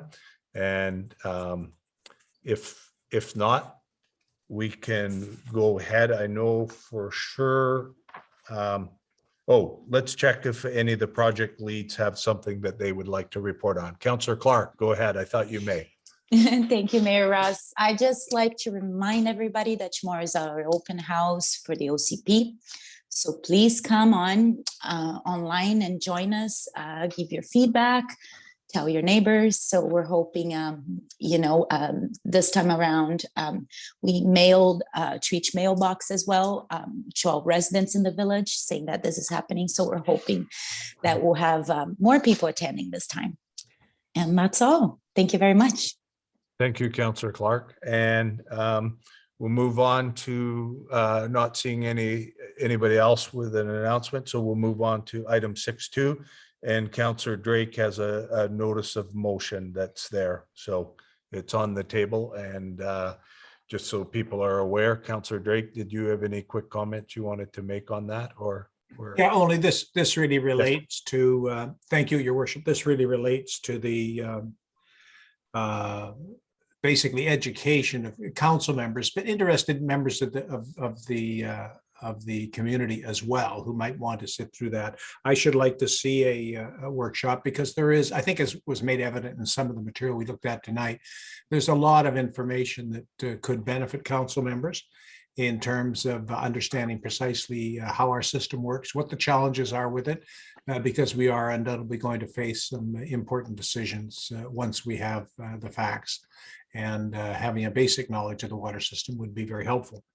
And I would like to see it open to the public. I appreciate there may be some information we don't want to make public. Well, that's fine. It makes perfect sense to keep some information confidential, but I would like to see staff organize that. So that's my motion. Thank you. Okay, perfect. And then if we, any questions on that from council? Any questions on that from the audience? Not seeing any, we'll look to go to number 7, the report from the acting chief administrative officer. Dennis, go ahead, please. Thank you. Thank you, Your Worship.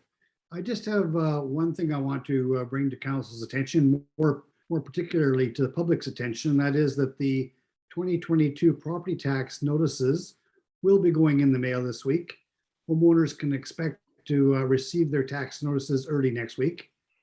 The deadline for paying property taxes is July 4th. I also want to mention, Your Worship, that we're working on preparing, I'll describe it as a graphic representation of how our tax dollar breaks down and where it goes. For example, you know, a portion of the taxes that any one property owner pays goes to the municipality. We all know that. And a big portion goes to the school district, and then there's the other agencies. So we're going to try and put that information together in a way that graphically kind of shows that breakdown. And that will be up on our website, if not by Friday, certainly by Monday. It's being worked on as we speak.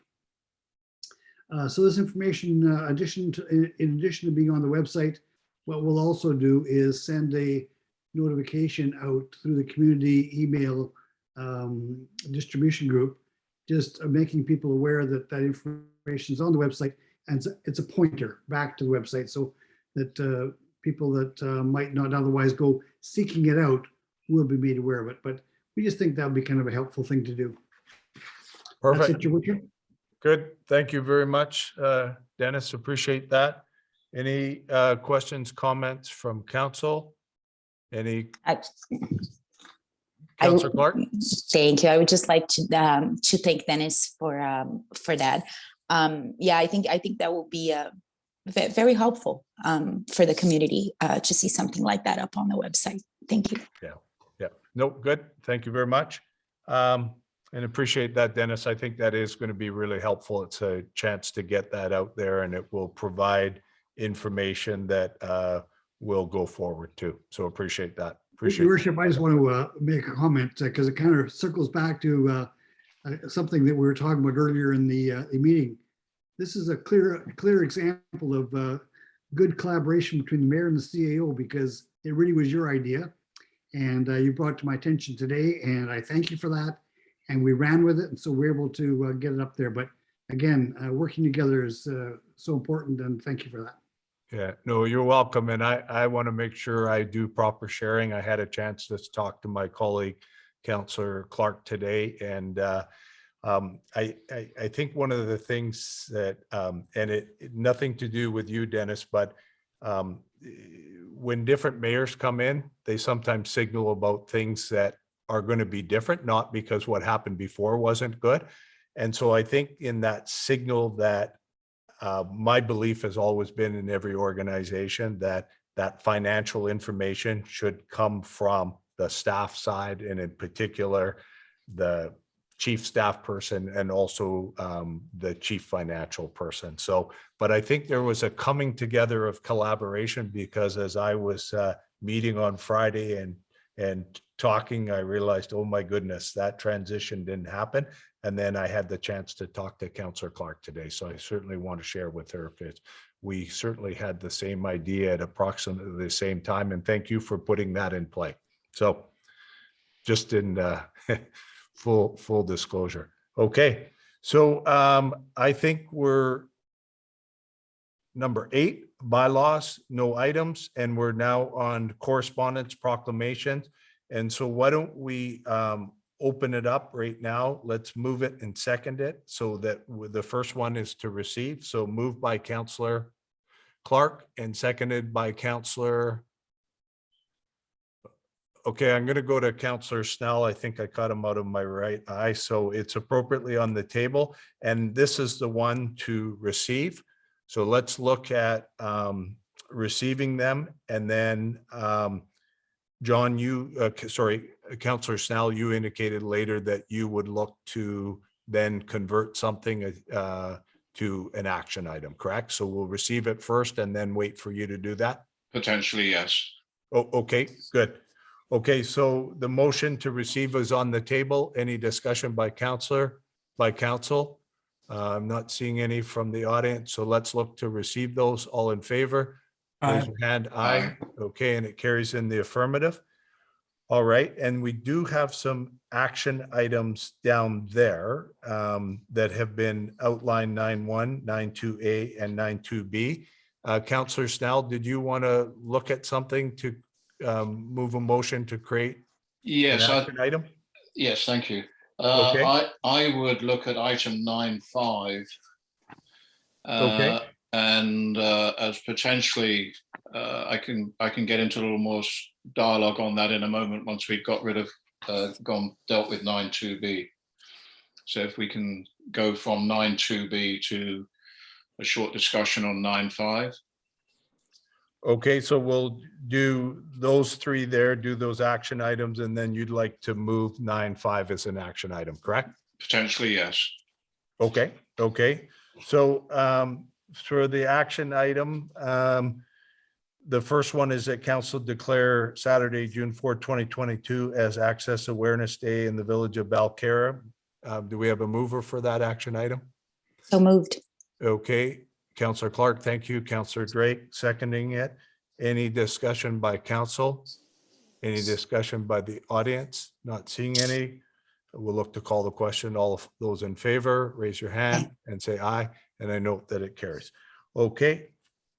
And from Jonathan Cote, Mayor, City of New West, letter dated May 11th, 2022, to Crystal Boris, Acting Corporate Secretary, Ecom, regarding the Ecom Board of Directors Designate 2022-2023 term, Ecom Board of Directors Designate schedule through to 2043, and 9.2B that the letter dated April 28, 2022 to Crystal Boris, Acting Corporate Secretary, Ecom 911 regarding nomination to the Ecom Board of Directors. And then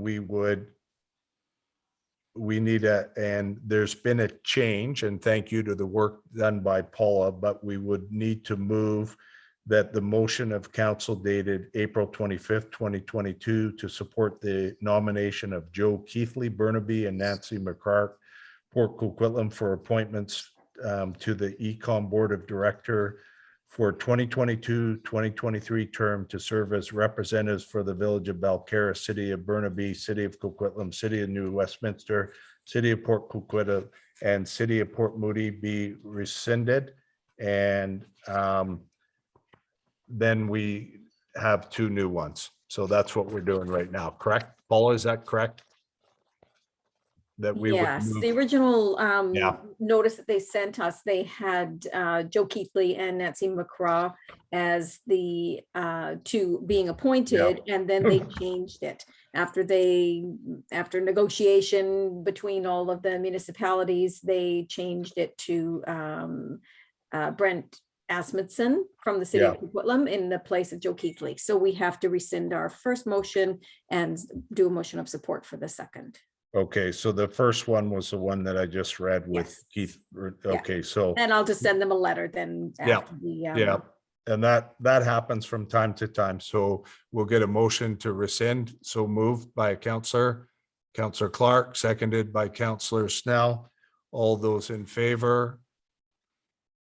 Okay, and I note that it carries. So that motion is rescinded, and this new one moved by Councillor which would support Councillor Nancy McCurk of the City of Port Coquitlam and Councillor Brent Asmundson of the City of Coquitlam to the Ecom 911 Board of Directors for the 2022-2023 term to serve as representatives for the Village of Balcara, City of Burnaby, City of Coquitlam, City of New Westminster, City of Port Coquitlam, and City of Port Moody.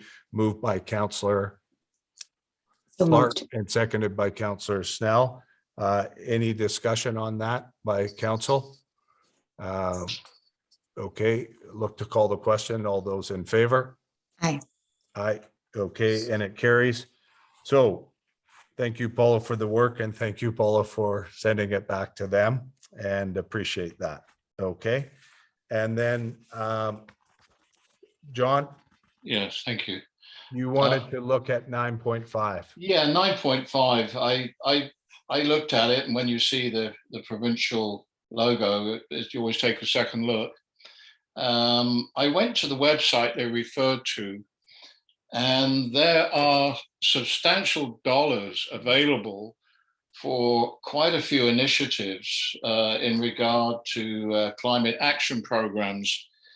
Now, there are lots of, again, it's a good old government onion again, and there's lots of layers to this onion. But once you work your way through it, you'll find that there are, in fact, 21 programs that can be taken advantage of. And a lot of these programs would involve a lot of, I hate to use the word emergency preparedness. They're talking about paths. They're talking about opportunities for people to get exercise in the good outdoors. There's a lot of good programs there. Now, I'm sure that I know that staff is extremely busy, and I know that we do have members that are always looking for opportunities to take advantage of these grants. But as I say, in just 30 minutes, I found 21 programs. There's also issues to deal with extreme heat risk mapping, assessment and planning, and all sorts of crazy stuff.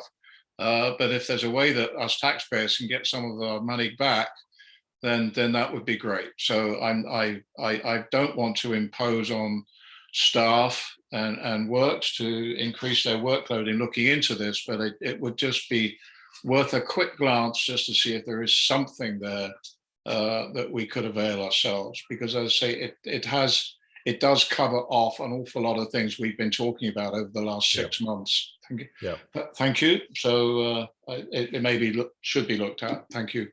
So your intent is to get staff to provide their name so we can get that contact, because there are, I looked at it too, and there's a number of things that to do this, we need to do as a municipality now and ongoing. So Yeah. I see Dennis with his hand up. Dennis, you want to go ahead, please?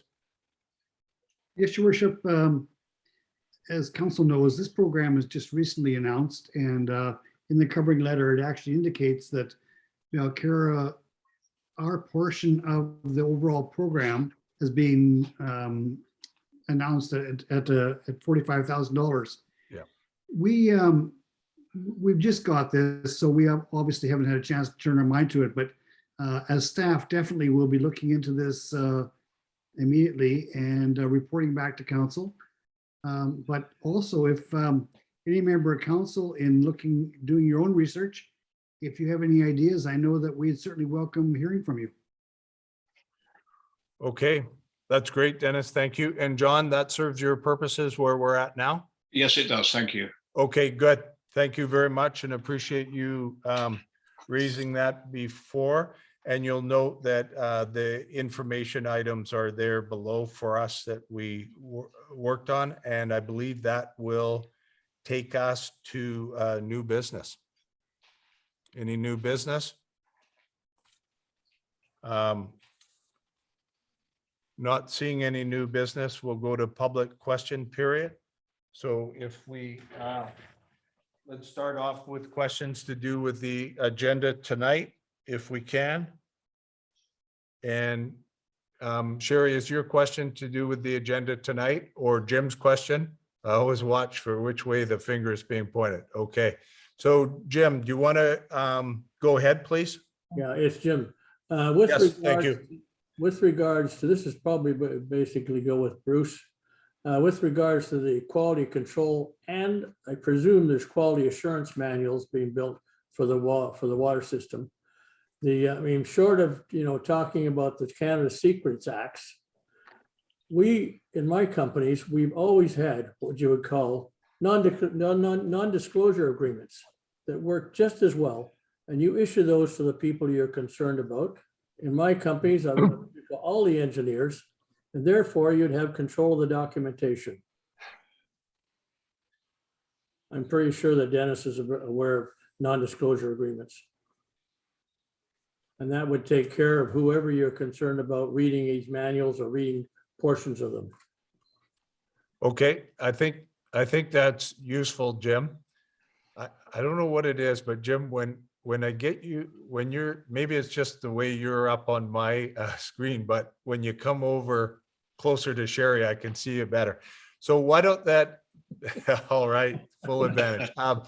If Dennis has that piece, and there also may, and I know Bruce is looking at ways to figure some things out, and there's also some things that council has some ability with the ability to close meetings and to include people. So let's take those ideas. They've gone through Dennis now, and Dennis can work with council in terms of what may be appropriate ways to do that. So Jim, thank you for your suggestion.